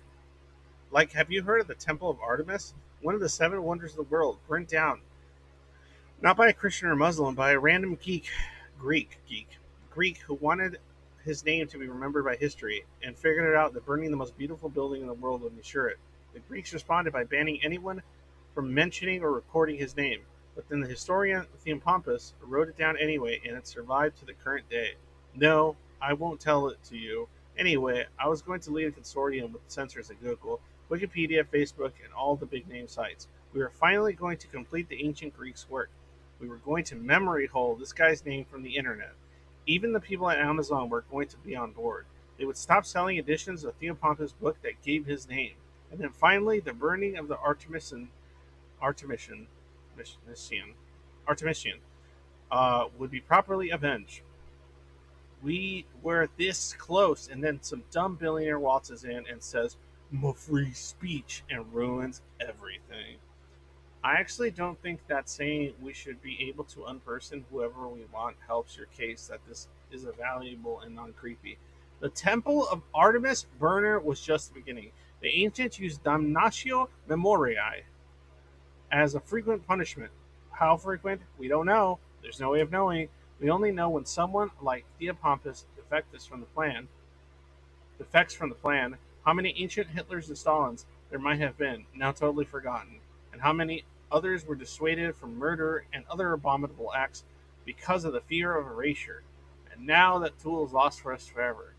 I hope you enjoy the world that you and your freeze peach buddies have created. He storms off in a huff. You finish your food and walk out the main room. The music, if anything, seems even louder. You find this host, tap him on the shoulder. Hey, do you think you could turn the music down? What? He asks. You swear that the music got louder right when you asked the question. I said, do you think you could turn the music down? What? We're definitely not imagining it. The music has learned to defend itself against being shut off. If only people had listened to Eilizer Yukovsky before it was too late. You give up. This is an amazing party, you shout. How do you know all these people? I don't, he shouts back. I'm trying Partier. It's a new all in one party throwing service. You give them an address, a time, and an ideal number of guests. Pick from one of the preset themes, and they make everything happen, including the guests if needed. The idea is you have some friends you want to impress by throwing a big party, but you don't know how many of them will come, and you don't want only 2 or 3 people to come, and then it's really embarrassing. So you set an ideal number of people to come to the party, then you see how many people RSVP'd, and if it's less than your ideal, partier sends you enough guests to make up the difference. Where do they get the people? Are they employees? No, you have to sign up to be on standby for their service, and they send you a text if someone needs you. How many of the people here tonight are partier guests? About half. I think most of the RCPs I wanted, I just thought maybe with a few more people it could seem extra popular. You definitely succeeded here. You grab a guest on their way to the food table. Hey, are you here with Partier? Yeah, she says. She's a tall woman of fashionable dress. This is my 3rd time with the service. They always come through. What's it like? It's pretty great. You tell them what times and days of the week you're available. Then, if they have a need, they text you on a day or two beforehand and tell you where to go. You get to eat other people's free food, drink their free alcohol, and meet a lot of cool people. Sometimes you meet the same partier standby guests a few times in a row and make friends with them. Sometimes they even pay you a stipend. I got to say, it's a pretty great deal. Have you ever used them to throw a party yourself? Oh no, there's no alpha left in generic partier parties. I have my own methods. What's that? I shouldn't tell you, but oh, whatever. I'm pretty drunk. What do you do? What you do is you come up with your ideal guest list who would invite you. Neither were going to say yes. Actors, billionaires, all the coolest people in social circles. Then you send them all an email and say, hey, Elon Musk is going to be at the party. Do you want to come? Of course, they all say yes. Then a few days before the party, you send out an email. Sorry, Elon had to cancel, but we still got lists of actors, billionaires, and all the coolest people in the social circles. Everyone agrees that it's still a pretty amazing guest list and decides to come anyway. Win-win. It's like that quote about how God is so powerful that he doesn't even need to exist in order to save us. But surely that only works once. You only have to do it once. Then you get a reputation as a person who throws good parties, and all those same people will come again. And so will people who want to party with those people, and people who want to party with those people. And okay, but surely you can only do this once per group of people. If some cool actress gets 5 invitations to party with Elon Musk a week, and he never shows up to any of them, eventually she's going to catch on. Yeah, that's true. There needs to be a way to coordinate this across communities so that no one person overdoes it. I'm thinking of automating the process and turning it into a startup. That way, the apps can keep track of who's already tricked and who's ripe for the picking. Lies about Elon Musk coming to your party as a service. Capitalism really is great. It doesn't have to be Elon Musk. Depending on who your guest could be interested in, it could be Taylor Swift, Tyler Cohen, Peter Thiel. No, it can't be Peter Thiel. He's the one funding the app. She almost jumps. What? How did you know? That was supposed to be a secret. Call it intuition, you say. Oh, God. That was a rough read, I'll be honest. Everyone must have left. Yeah, I kind of figured.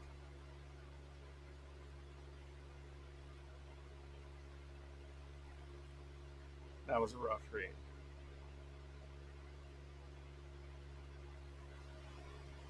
That was a rough read.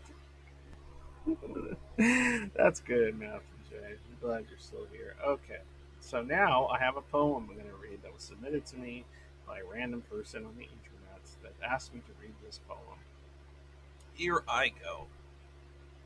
You won't be able to see it, unfortunately, so just deal with that much. It's just a poem, though, so it won't be too long.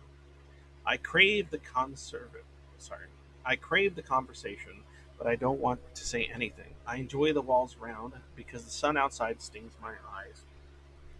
I don't want to be touched. I'm wholly made of soot and clay. I don't want to be perceived. The gazes burn a hole through me. I don't want to be held. Hands wrapped around me feel like a prison. I've heard all kinds of promises, but the words melt away in my hands. Every once in a while, a sun ray touches my cheek. At times, I hear people's roaring laughs as they tell jokes. Sometimes, in the bus, a stranger's shoulder brushes against mine. Occasionally, I see a parent holding their child's hand as they walk. From time to time, I catch a glimpse of friends smiling as they hug. At times like that, for a moment, I realize how cold I am. I've molded myself into a lot of characters. I've been many people. I've tried a lot of scripts. I've heard all kinds of promises. I've seen all kinds of eyes. I've seen a lot of expressions. Each time, they all melted away in my hands and left holes in me that I've had to fill. So even if sometimes I feel frozen, I may wish for a moment that things were different. I can't shake off the feeling that would be more trouble than it's worth. Apparently, it's a poem called Actor. They didn't provide me the name of the author, but still interesting. Oh, I see. Yeah, it's a very, very good fucking poem. Anyway, the poem's name is Actor. I see now. I see now. That was a great poem. Relatable. Whew. I can't show the text for that one. That was like something somebody sent to me as a DM. So I like unless I show who sent it to me, I can't show that. BB asks, "Are you gonna do something else than reading the stream? What do you want me to do, BB? I'll do whatever you ask me to. Go ahead and ask me. Ask me. Tell me what you want me to do, BB. I'll fucking do it. I don't give a shit. As long as it doesn't require me to get up out of this chair. But I won't do that. What do you want me to do? You want me to look at videos? You want me to play some music? You want me to like dance around? Like on my chair? You want me to like just ramble about something that's upsetting you? You can give me a topic. I can do that. I don't give a shit, guys. I'll do whatever. I'm a prostitute on the internet that's here to just raise more money.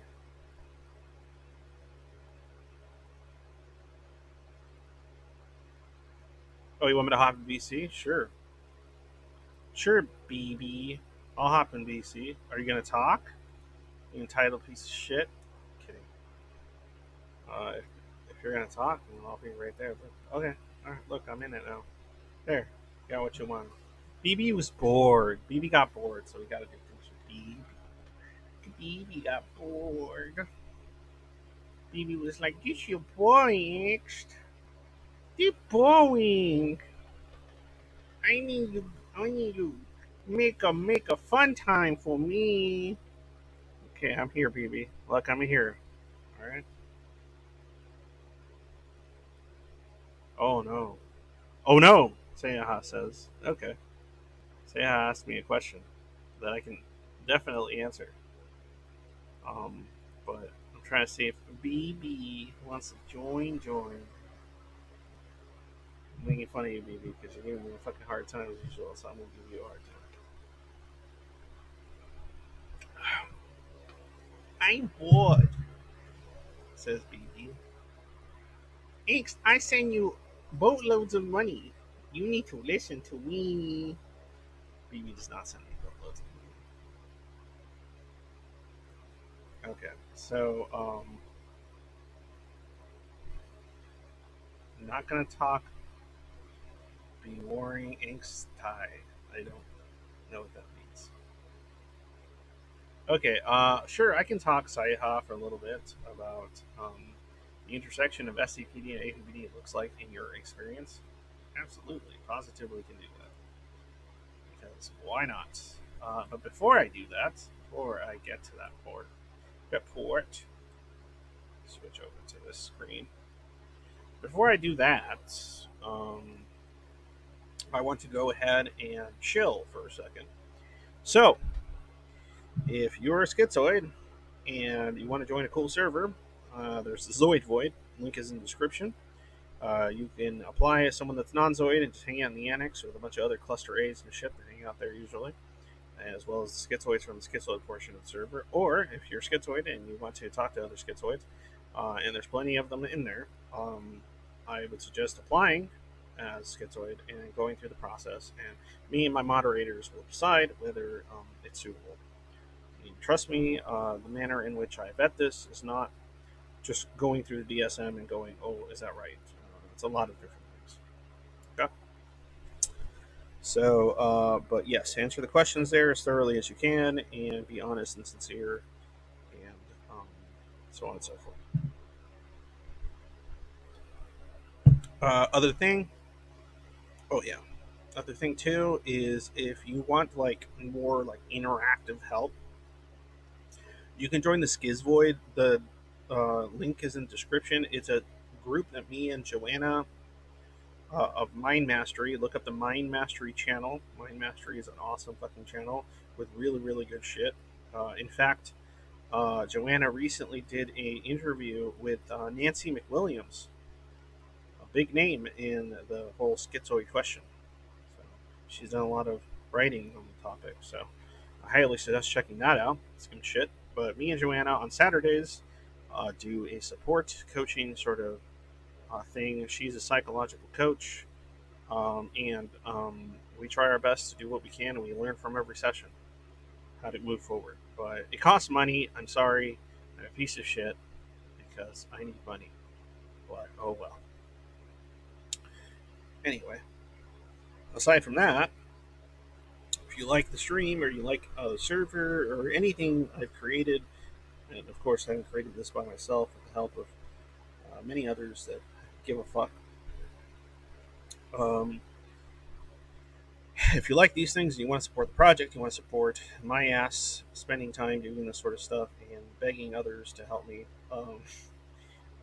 go ahead and support me on Patreon under Schizoid Angst. Support me on PayPal if you don't like that shit. There's also Ko-fi or Ko-fi. I think I currently only have one person on Ko-fi actually doing there, but I have a decent amount of people on Patreon now. I tried to offer various things for my Patreon, but nobody wants anything, so I have to figure out what that'll eventually be. But for now, you can just give me money, and that would be good, because then I can do this more. And then, if you don't like any of that shit, I think I put my Ether and Litecoin in the description to my Coinbase. So if you want to go decentralized, there's that option. Okay, now let's. What was I doing again? I was doing something. Wait. It was. Oh, I was going to talk about something. Yeah, that's right. I was going to talk about the intersection between SCPD and ABPD, it looks like, in your experience. Okay. So, when you say your experience, I mean, I'm not avoidant, so I can't say, like, anything for people that are, as far as, like, speaking for them. But this is my thoughts on the matter. So,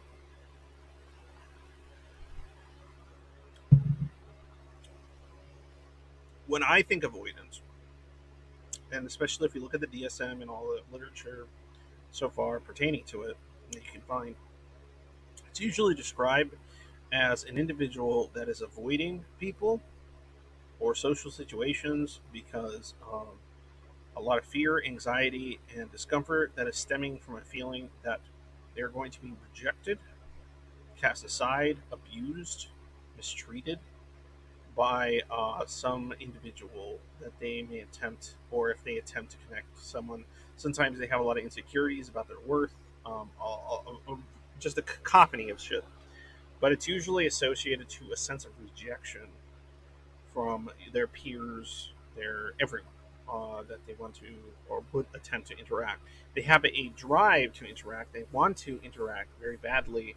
They might even relate to the people out there that they find, but it is this fear that they will be rejected, cast aside, ostracized in some capacity or another because of their own incompetence or sense of like their insecurities or whatever beliefs they have about themselves. They're going to be hurt, damaged by those people because they're hostile or because they themselves they believe themselves to be so incompetent that that hostility is warranted or something. Right? It just depends on the context of that individual. And from what I understand, what drives this is a sense of rejection of some kind or abuse, right? A fear of this violence or pain, whether emotional or otherwise, occurring. Sometimes it's a physical fear, and but again, what's stopping them isn't necessarily they can't find someone to love or care about, or something like it's impossible. That there's like they can relate to many people in the world. In fact, they can become infatuated or care about a lot of people.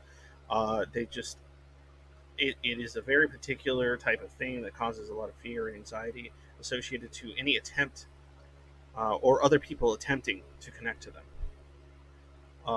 Okay, so that's kind of, I know it's kind of just a quick way of talking about it, but that's kind of how I perceive avoidant, right? Now, schizoid, we're talking an entirely different thing, in my opinion, right? Because oftentimes I'll describe as individuals that are indifferent, aloof, ambivalent to social interaction, aren't interested in it.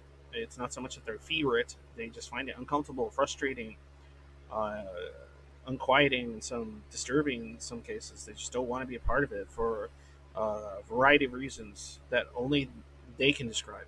If they were willing to talk about it, which a lot of the times they aren't, because that would require them trying to communicate with somebody, which I'm guessing they have a history or understanding of that feeling. By intersection, I meant comorbidity. Should have said comorbidity. Oh, damn it, Saiha. You got me talking way more than I need to. I'm getting fucking like definitions, and then I was going to like talk about the overlaps. God damn it, Saiha. Okay. It's okay. I forgive you. Okay, so, all right, you guys, if you're schizoid, you already know what's up with that. So, the fundamental difference is that schizoids generally stay away from people because they can't connect to them and because they feel alien to them and they feel like I don't understand these people. I don't understand what they care about. I can't relate to the things they care about. They have different values, different understandings, different experiences, different insecurities, different concerns, different priorities than my own. And so I feel completely disconnected from my fellow man. And so I'd rather be alone because, what becomes pathological is the belief that you can never find individuals. And so you just kind of resign yourself to the thought that you cannot find people that could ever actually understand you in any capacity because you have a history since childhood of people just not understanding what the fuck you're about. And so at some point you became acclimated to the thought that this will remain like that forever. So that's a very fucking different thing than avoidant. And as far as comorbidity, I don't know the exact numbers, but honestly, I can definitely see a lot of overlap. Obviously, the asocial or antisocial, not antisocial, but asocial or the social anxiety probably stemming from different things, but looking similar. Like you could, if from the outside, it might look like an avoidant person is similar to a schizoid person as to why they're staying away from people, because they're probably just hermits that are miserable a lot of the time and at home and sad and empty in some regard or another. It's just very different reasons for why they feel like shit a lot of the time. Um, but as far as how often there's a comorbidity, I would say, based on what I've seen, my experiences, I would say there definitely can be, but it's kind of interesting, right? I don't know that I would qualify it as avoidant though. But I'm just some stupid guy on the internet. Like for here, let me give you an example of what I mean. There's people out there that are schizoid, right, and they deal with the stuff I described already, but they also grew up, say, like in an abusive household, right? So they had parents or peers or authority figures that beat the shit out of them or sexually abused them or shit like that, right? And there's a possibility that they have, CPTSD or some kind of PTSD associated to interactions with others which would cause what a lot of avoidants have is like a fear of physical or emotional abuse, right? So actual abuse, like a phobia of other human beings, because you perceive them as being likely to abuse or hurt you, right? So I think an individual with that sort of history, or it doesn't have to be like a very, it could be neglect in a lot of ways, right? Because neglect can be just as damaging in some respects. So, malevolent forms of neglect, right? Usually are more abuse driven. So it's like purposely being ignored, purposely being cast aside, purposely, having one person get something in your family and you are the person that doesn't get it, or you don't get the respect that everyone else does in the household because you are wrong, you're fucked up, or something of that nature.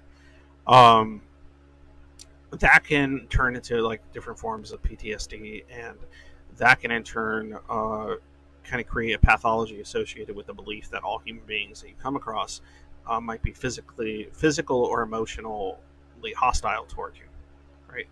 So that would be, I guess, closer to what a lot of avoidance might have to deal with as far as why they stay away from people. So if you're a schizoid that deals with the stuff I mentioned, that is more of a existential or experiential thing, like my cognition or my experience of life doesn't seem to align with anybody else's, and so I feel alienated and disconnected from my world. Uh, and I feel like I'm outside of it, and thus it makes me feel disconnected from myself and what it even means. And my own emotions seem to not matter in this world, and so on and so forth. So I've disassociated from them, and that's turned into a big pile of shit. Like if you have an individual that's already going to deal with that, whether you go with my own theories on the matter or you go with the more Nancy McWilliams route, which is, a lot of these children that end up schizoid are just like they have like some form of hypersensitivity or hyper fragility when it comes to like outside forces or some shit. Um, yeah, see, but that's the thing, Sayaha. The safety and security that I wonder if she distinguishes SVA. Well, Gestalt is a little different in some regards, but the safety and security element is still the same. It's very similar. It's just that there is a safety element when it comes to schizoids for sure. It's just a safety from what? That's the question that I think needs to be asked. It's like, what are you trying to stay safe from? What is it you're trying to avoid? What is it that's causing you harm, discomfort, pain, anxiety, depression, right? What's causing you? What is it you're trying to stay safe from, right? Both things that I described, whether it's the schizoid's dilemma or the avoidance dilemma, is still about safety in some regard, right? It's about self-preservation combined with like some like sense of peace and being able to just live without feeling like you don't belong in the world. Like there's still a certain sense of safety that's being sought, but I think the core of where that safety stems from, where it is incredibly different. But it can overlap in the sense that, like, especially if that schizoid person like dealt with enough physical or emotional or sexual abuse, then they might have some overlap with somebody that's like avoidant, would be considered avoidant because of their reasoning for staying away from people, right? If it's not just the alienation or disconnect from the world, but also the fear of they're going to hurt me if I put myself out there, or I'm somebody that gets hurt because I'm a person that just attracts abuse or something, right? Some belief like that. Um, so and so it's better if I stay away from people because I don't want to be, harmed by them, abused by them. Um, so those things can definitely overlap, right? Because I've talked to schizoids that like deal with stuff like complex PTSD or just like PTSD because of specific events in their life, and so they have both these fears of other human beings that are very visceral, along with the existential disconnect. So it makes it even fucking worse, right? Because it's not only am I disconnected from the world around me, but it's also hostile and out to get me. So that's a terrifying notion, right? Like I can't say I'm one of those people. I'm like schizoid as fuck, but um, I see the world or the institutions and so much of the world as like in opposition or indifference to my and many people's uh, type of existence, right? But I don't think they're actively going to come after me. I don't have that belief or fear. Um, so I just think they're gonna, I just have a belief, even if it's pathological, that they're going to just let me rot and die and stuff like that. And that's what I'm working toward, like, changing my own feelings as well as the feelings of others about by trying to create some kind of change, or at least create a space for us to feel like at least we're being supported by each other. So at least to tell us we're not alone. Fox likes sushi. Hi, I'm new here. Only been diagnosed for a month. Personally, my fear of safety is very literal, crime-related manipulation. It's not the reason I'm schizoid, but yeah, the paranoia doesn't help. No, absolutely, man. There's like a lot of overlap. There's like people that are schizoid with some PPD. There's people that are schizoid that deal with positive symptoms, and they would be considered like schizophrenic and schizoid. Or there's people with like odd beliefs that they run with and like live by, and other people can't convince them of otherwise. But they still have the same disconnect that I've described with schizoids, and they're like diagnosed schizotypal. Sayaha, I've seen AVP described as being characterized by fear of rejection. I've seen schizoid described as being numb to rejection or social approval. So I'm wondering how comorbidity looks there. Well, because like, okay, let me see how I can kind of, because I know individuals that have been diagnosed with both.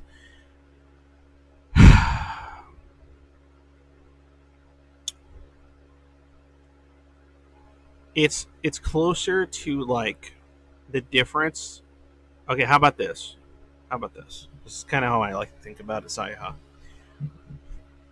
It's like the difference between individuals, because like I said, I've talked to a lot of schizoids, and some of them describe two very different scenarios that they get very immersed in usually. And that's the individual that when things are real bad, the schizoid is doing not so great, especially, or when they're getting like, they're hunkering down on the resentment and everything else,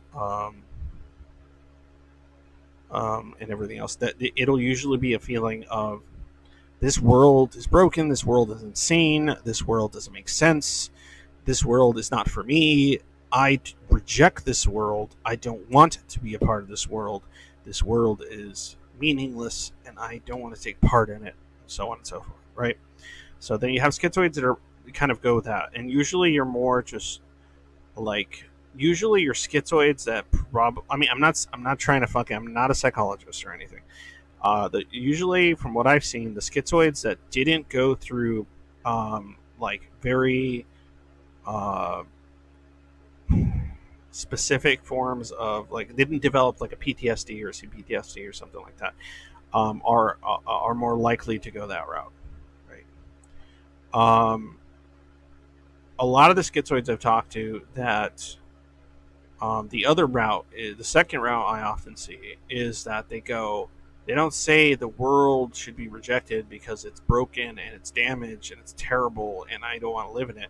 They say, I'm broken and damaged and busted and the world is normal and I want to live in it, but I know that I can't because I'm broken and I don't make sense and I'm insane and what's wrong with me, right?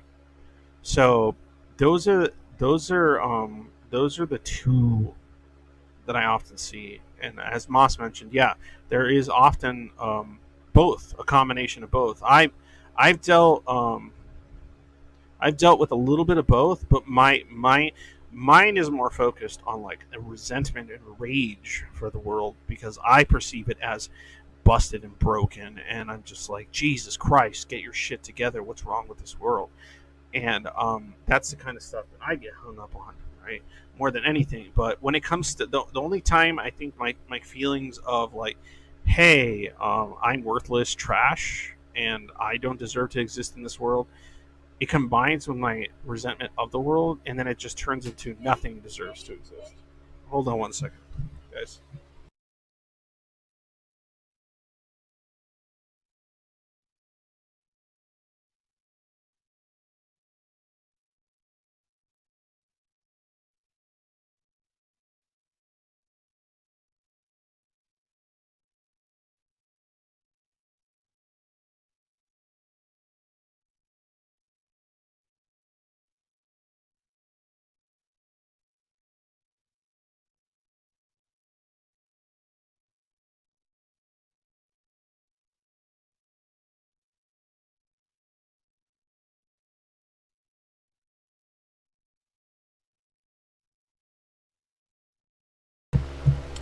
Sorry, my daughter asking video game questions, and I always like to answer them because honestly, I think I like to answer all the video game questions because growing up, I don't think my parents knew shit about my video games and kind of like my interests, and I like to be very involved in her interests in some regard or another. So, trying to turn back some of that damage, I guess. In any case,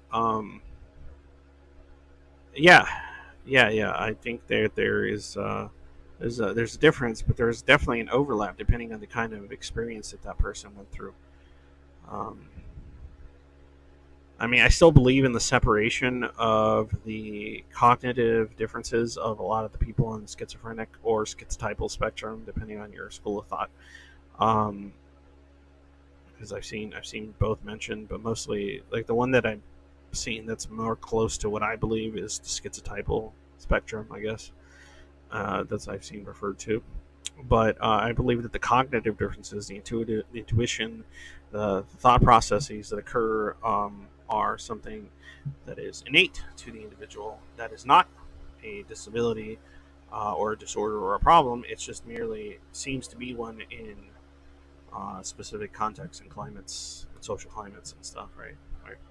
So depending on what part of the world you're in, it might look like more of a disorder than somewhere else. And if only you had access via the internet to other people like you, it probably wouldn't feel so fucking lonely, especially if you had access to them much earlier in life, so that you knew, oh, I'm different, but that's okay. There's other people like this. Instead of going like myself through 30 plus years of I'm different and I can't figure out what the fuck why, and I can't find anyone that I can connect to, like on this cognitive level, even if I can connect to them via their level of understanding and experiential stuff. And even if I care about them in my own mind, I can't connect to them in the way I experience the world. Yeah, I don't want people to have to go decades feeling like that. So that's kind of what I want to change. In any case, let me see. Hey, Amelia, you're on. Hey, what's up? How are you? Hi, I'm just drawing again. Oh, wait. Oh, but you're not streaming it this time, huh? It's okay. Well, I can. Nah, I mean, I was gonna say yeah, but like, I'm fucking tired. I'm probably gonna end the streams. So, Yeah. actually, you know what? Yeah, fuck it. Let's watch you draw for like 15 minutes. Fuck it. I'm down. I'll chill. I want to watch you draw. Stream that shit. Um, let me see here. Oh, okay, that's you, Milo. Hey, I liked it when you were using the fucking text to speech, bro. Like, fucking just use it. Shit's funny as fuck, and also like, I like to hear your thoughts as they happen. Anyway, I like how Miloid or whoever they want, whatever they want to call themselves now, is so fucking schizoid that they don't even want to show that they exist as a username. Amazing, getting called out like the bitch you are. I'm only mean to Miloid slash BB slash whatever the fuck they go by, because just like I know they're comfortable with it. They're okay with me being a dick to them because I'm okay with them being a dick to me. It's kind of our little parasocial deal. I'm self-isolating, but as far as my reasons for it, I identify with parts of both ABPD profile and SPD profile, so it's hard for me to tease those two apart in my psyche. Oh yeah, I can absolutely understand why that would be the case. There's a lot of overlap in some instances, not in others. Oh, here let's watch the Melee stream. Hold on one second. Hold on.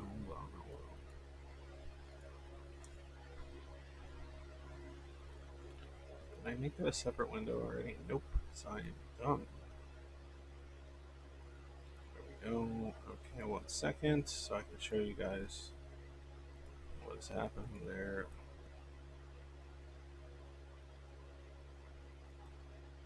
There we go. And there we go. Alright, cool. Oh, but no, it doesn't want to do that. I forgot. You have to like maximize it. Do this. Then it should. Okay. So, yeah, now you guys can watch Melee do some art for the next 15 minutes before I end the stream. And I can watch it too, because I like to watch Melee do art. Draw and paint, and whatever the fuck you want to call it.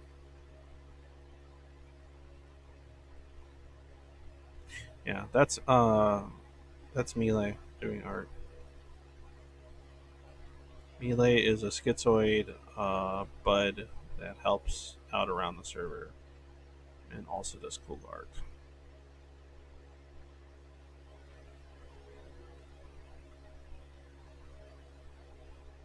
So enjoy. Oh, I'm pooped.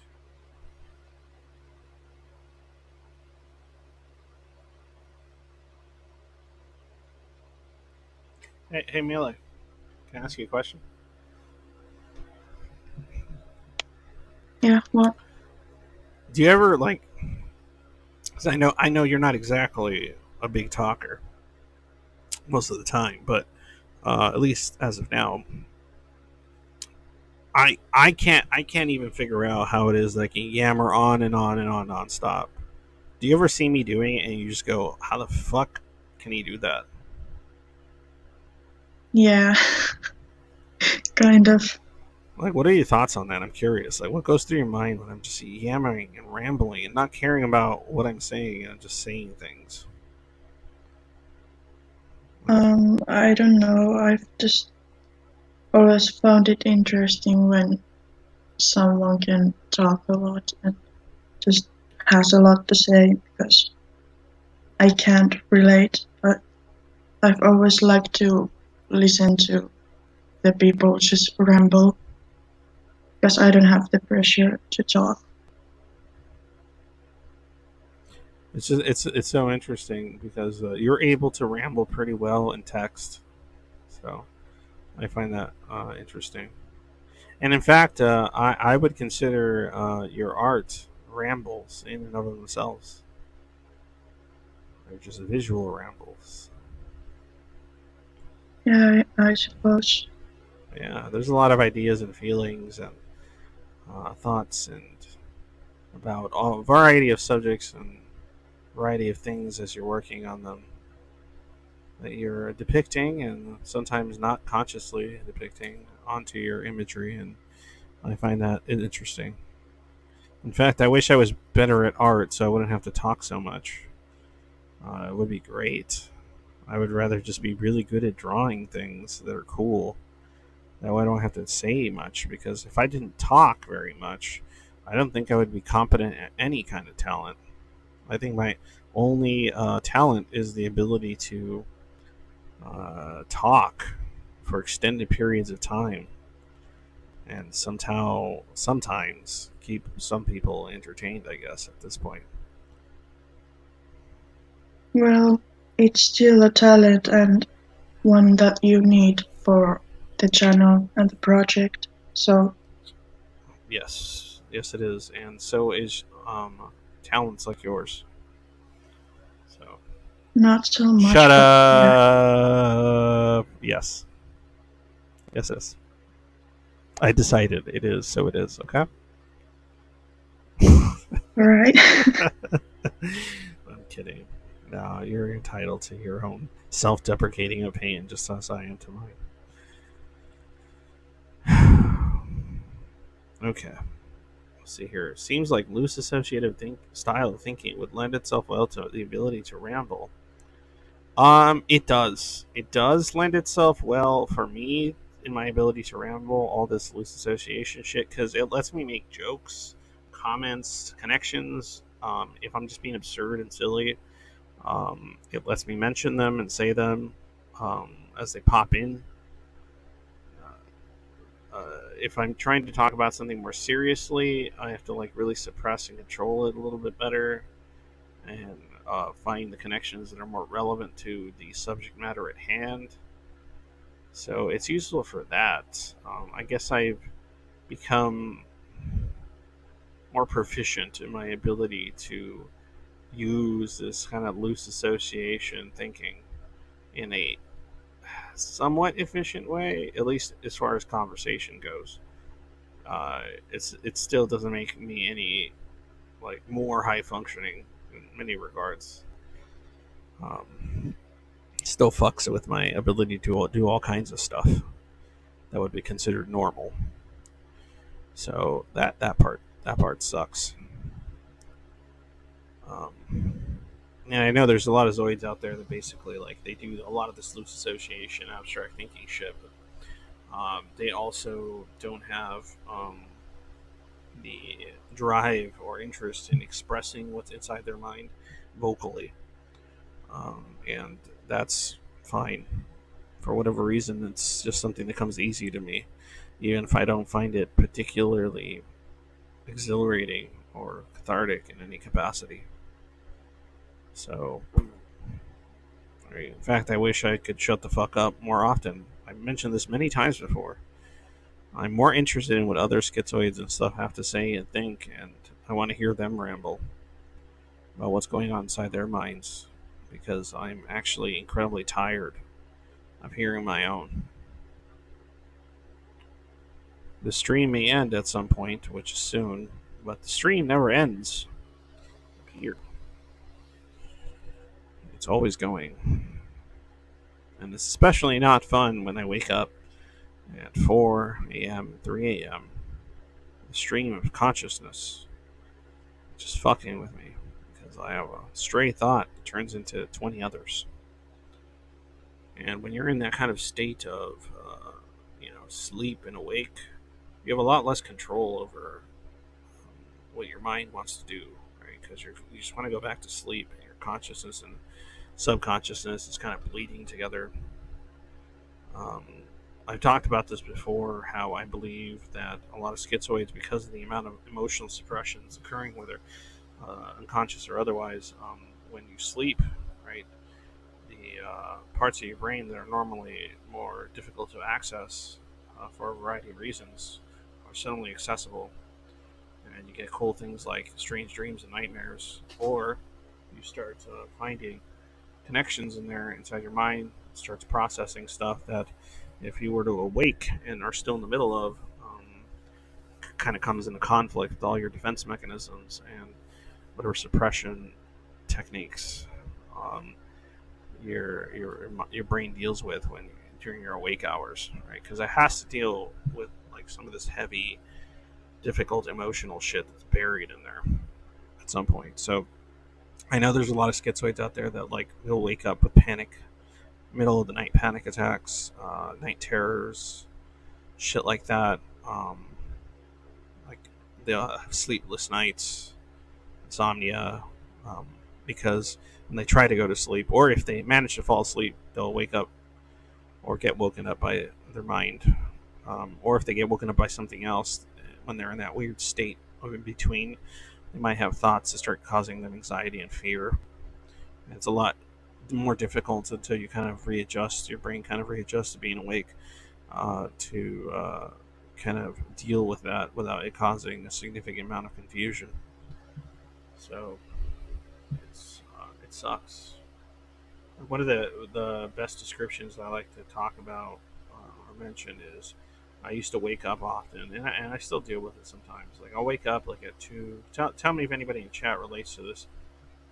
I used to wake up like in middle of the night, like 2, 3, 4 a.m. or something, and I would wake up and I would just feel really confused because either something woke me up or whatever, and instead of just going right back to sleep, like my thoughts start drifting into some weird abstract realms, and instead of just being able to ignore them or just go like or just brush them aside, it would actually cause me intense fear and discomfort that would cause me like oh shit, I just want to go back to sleep, but now I'm just like anxious and I don't want to think about these things and what the fuck, right? And like one of those thoughts that would always crawl into my head, it didn't make sense to me. Like when I'm awake, I'm just like, that's stupid. But when I was in that state, it would just cause me a lot of dread, which is like the thought of colors, right? The amount of colors and the gradients and how many colors are in between. How it's like an infinite amount of colors. It's endless and innumerable, right? And so like this thought would creep into my head and cause me a lot of anxiety, right? Because I couldn't fathom it. I couldn't actually like process or think about the amount of colors that are actually exist, which are just infinite, like virtually infinite, because of the different shades, right? How could they be named between each shade? All this sort of shit. So, yeah, I would have these like really crazy thoughts, and they would cause a significant amount of discomfort in the middle of the night and keep me awake until like my brain adjusted and it was like, oh, okay, well, I can now compartmentalize that. But in the middle of the night, when you wake up and you're in that state, it's a lot more difficult to be able to do it. At least for me at the time. 1 second, guys.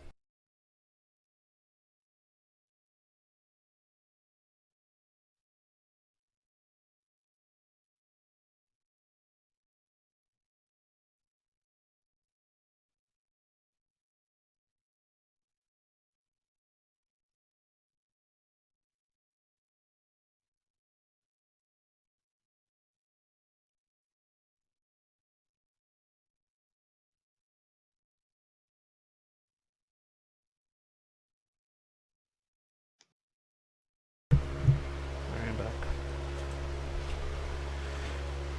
Let's see here. Math and J, I can't remember dreams. When they do, it's usually normal everything activities. And when crazy shit happens, I just say, meh, keep going. Oh, different. Can't remember family members. Is that normal? So normal. When I was in high school, Sayha says, I remember on one instance feeling really sort of head clutchingly distressed over the thought of all knowledge and logic being founded on unprovable axioms. Oh, yeah. Yeah, I've had that one, Sayha. I have something similar when I wake up in the morning. It's like a weird state of confusion, mental paralysis to me. It feels similar to derealization, but like kind of off, I guess. You don't know if you're done with this drawing or not, Eli? Yeah, I Okay. don't know. Like, okay, so let's yeah, I got a few more minutes. I'm gonna make that my mission. Okay, so how do we determine whether this drawing is done or not? I mean, because I'm no artist. I see a drawing that's done. I see. I don't know. I just stop when I feel like it. When it feels done, and Does it feel done? I don't know. How often does that happen? Well, you I don't know know if it's done sometimes. or not. Just sometimes. Just sometimes. Okay, so it's happening right now then. All right, Yeah, let's see. Like what's missing exactly? I mean, like, I don't know. is every fine detail important to you? As Yeah, far, it's very important to you. Okay, let's look for details that might not be. Okay, okay, I found one. Would you like me to say it? sure. Maybe the top hand. It doesn't look like the top hand. is as fleshed This out one. as yeah. It's not as fleshed out as all the other hands. All right. Because like your little middle hand looks really fleshed out, and your foreground hand is incredibly fleshed out. Unless it's meant to be out of focus in comparison to the other hands. That hand feels like it leads a little more like shadowing or something, or whatever you want to call it. And then I think if you do that, I think that's pretty done. I like that the bee is almost a part of the background. I like that the bee is kind of like when it's farther away, it looks like it's part of. It's not a bee on a wall. It looks like there's a bee painted onto a wall behind the porcelain faces, if they're porcelain at all. I like that. Mm-hmm. I don't know if that's the intention, but I like the fact that it's almost a part of the background. The baby? Yeah, the baby. All right, good night. Good night. My 2-year-old just saw your painting and said, "Oh, look, it's a baby." She's just pointed. She's like, "It's a baby. Is that a baby?" And I'm like, "Yes, it's a baby." Cute. So, but yeah, that would be my only suggestion if you give a shit about it. But I mean, it looks pretty fucking done to me. It looks pretty goddamn awesome. But that's of course up to you. Yeah, I don't know. I don't know. It looks pretty fucking cool. In my mind, I like it.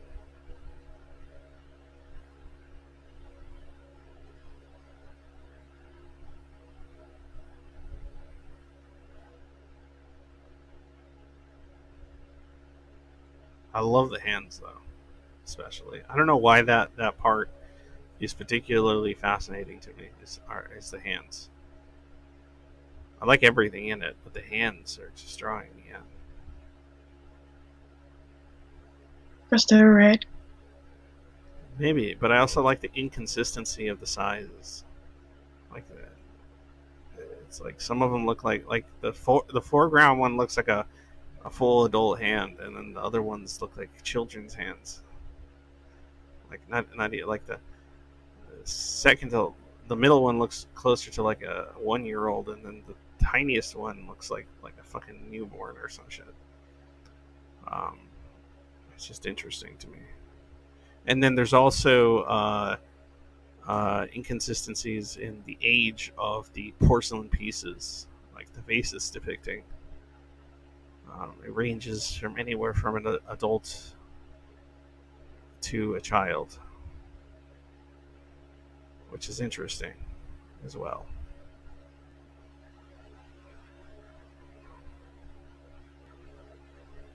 Yeah, I like that. Anyway, I guess we're done here. Gunny, hi Gunny. Is there anything you wanted to throw in here before all this is over?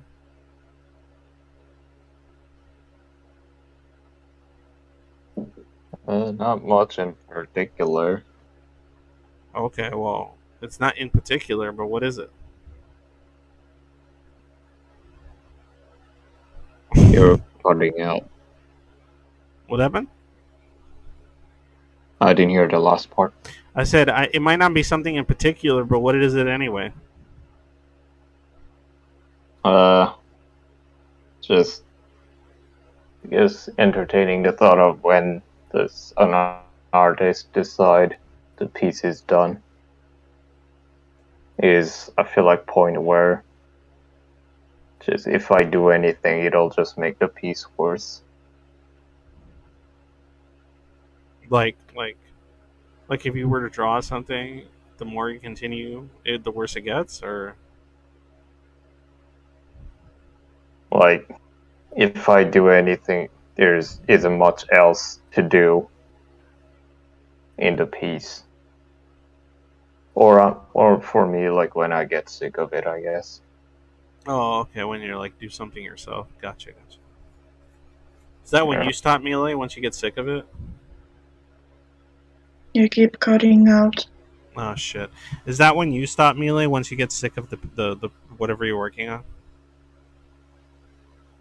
Yeah, sort of. Okay. Well, I can't get sick of seeing this shit. So even if you do, I don't.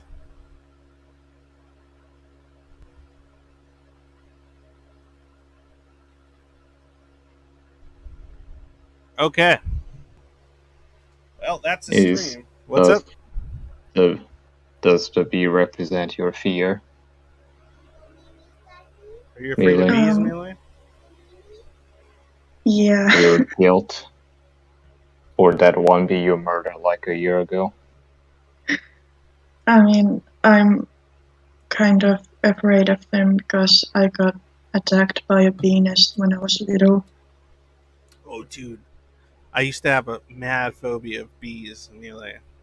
Like, crazy phobia. Because, like, when I was, like, I think, I don't know, 6 years old or something, I got stung by, like, 3 bees in the back of my neck. Because, like, I was, like, running around playing outside or something. And I guess some bees landed on the back of my neck while I was sitting down because maybe I was sweaty or whatever reason. And I reached behind my neck because I felt something, and then all I got was like fucking stingers into my fucking neck as I went for the bees behind my neck. Yeah, I remember that. I don't know if it was 2 or 3 bees that stung me, but at least it was at least 2 bees, and that left me terrified of bees for a 2 bees significant amount of landing at years. once. That's pretty rare. Yeah, right. It must have been 2, but I could have swore it was 3. But I had bees. And I've actually seen multiple bees land in the same place at once a few times. Usually at parties where there's like a cup of soda or something, they'll like fly around that cup, and they could be like 2 or 3 bees like hanging out inside that cup. That's actually a pretty common occurrence. Try it. Just find a place where there's bees. Put like a cup of Coca-Cola in a red cup down. You'll start seeing multiple bees gather around it. Maybe your sweat was very fragrant. Yeah, I guess that was a You wanted to drink some musky child. salt water. Maybe I want that sodium action. But yeah, I got stung by the bees and I was scared of them significantly. They still make me a little bit nervous, but nowhere near as much as they used to when I was younger. Okay, stream over.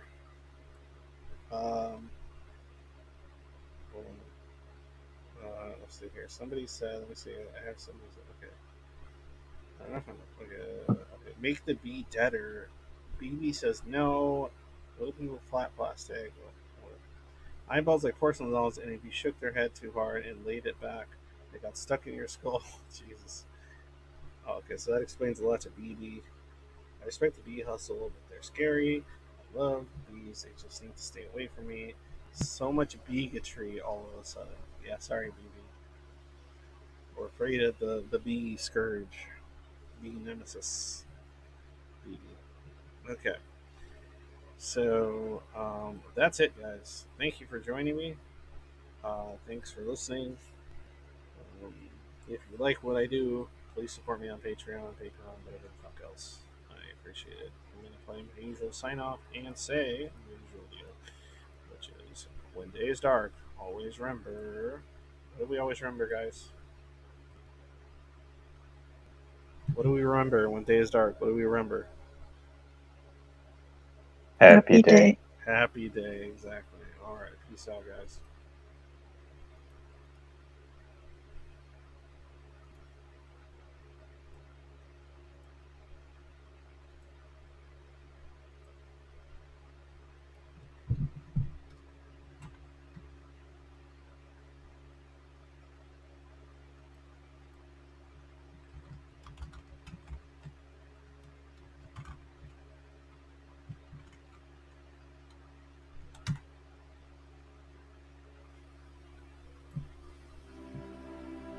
Please remember that when you feel scared or frightened, never forget to times when you feel happy.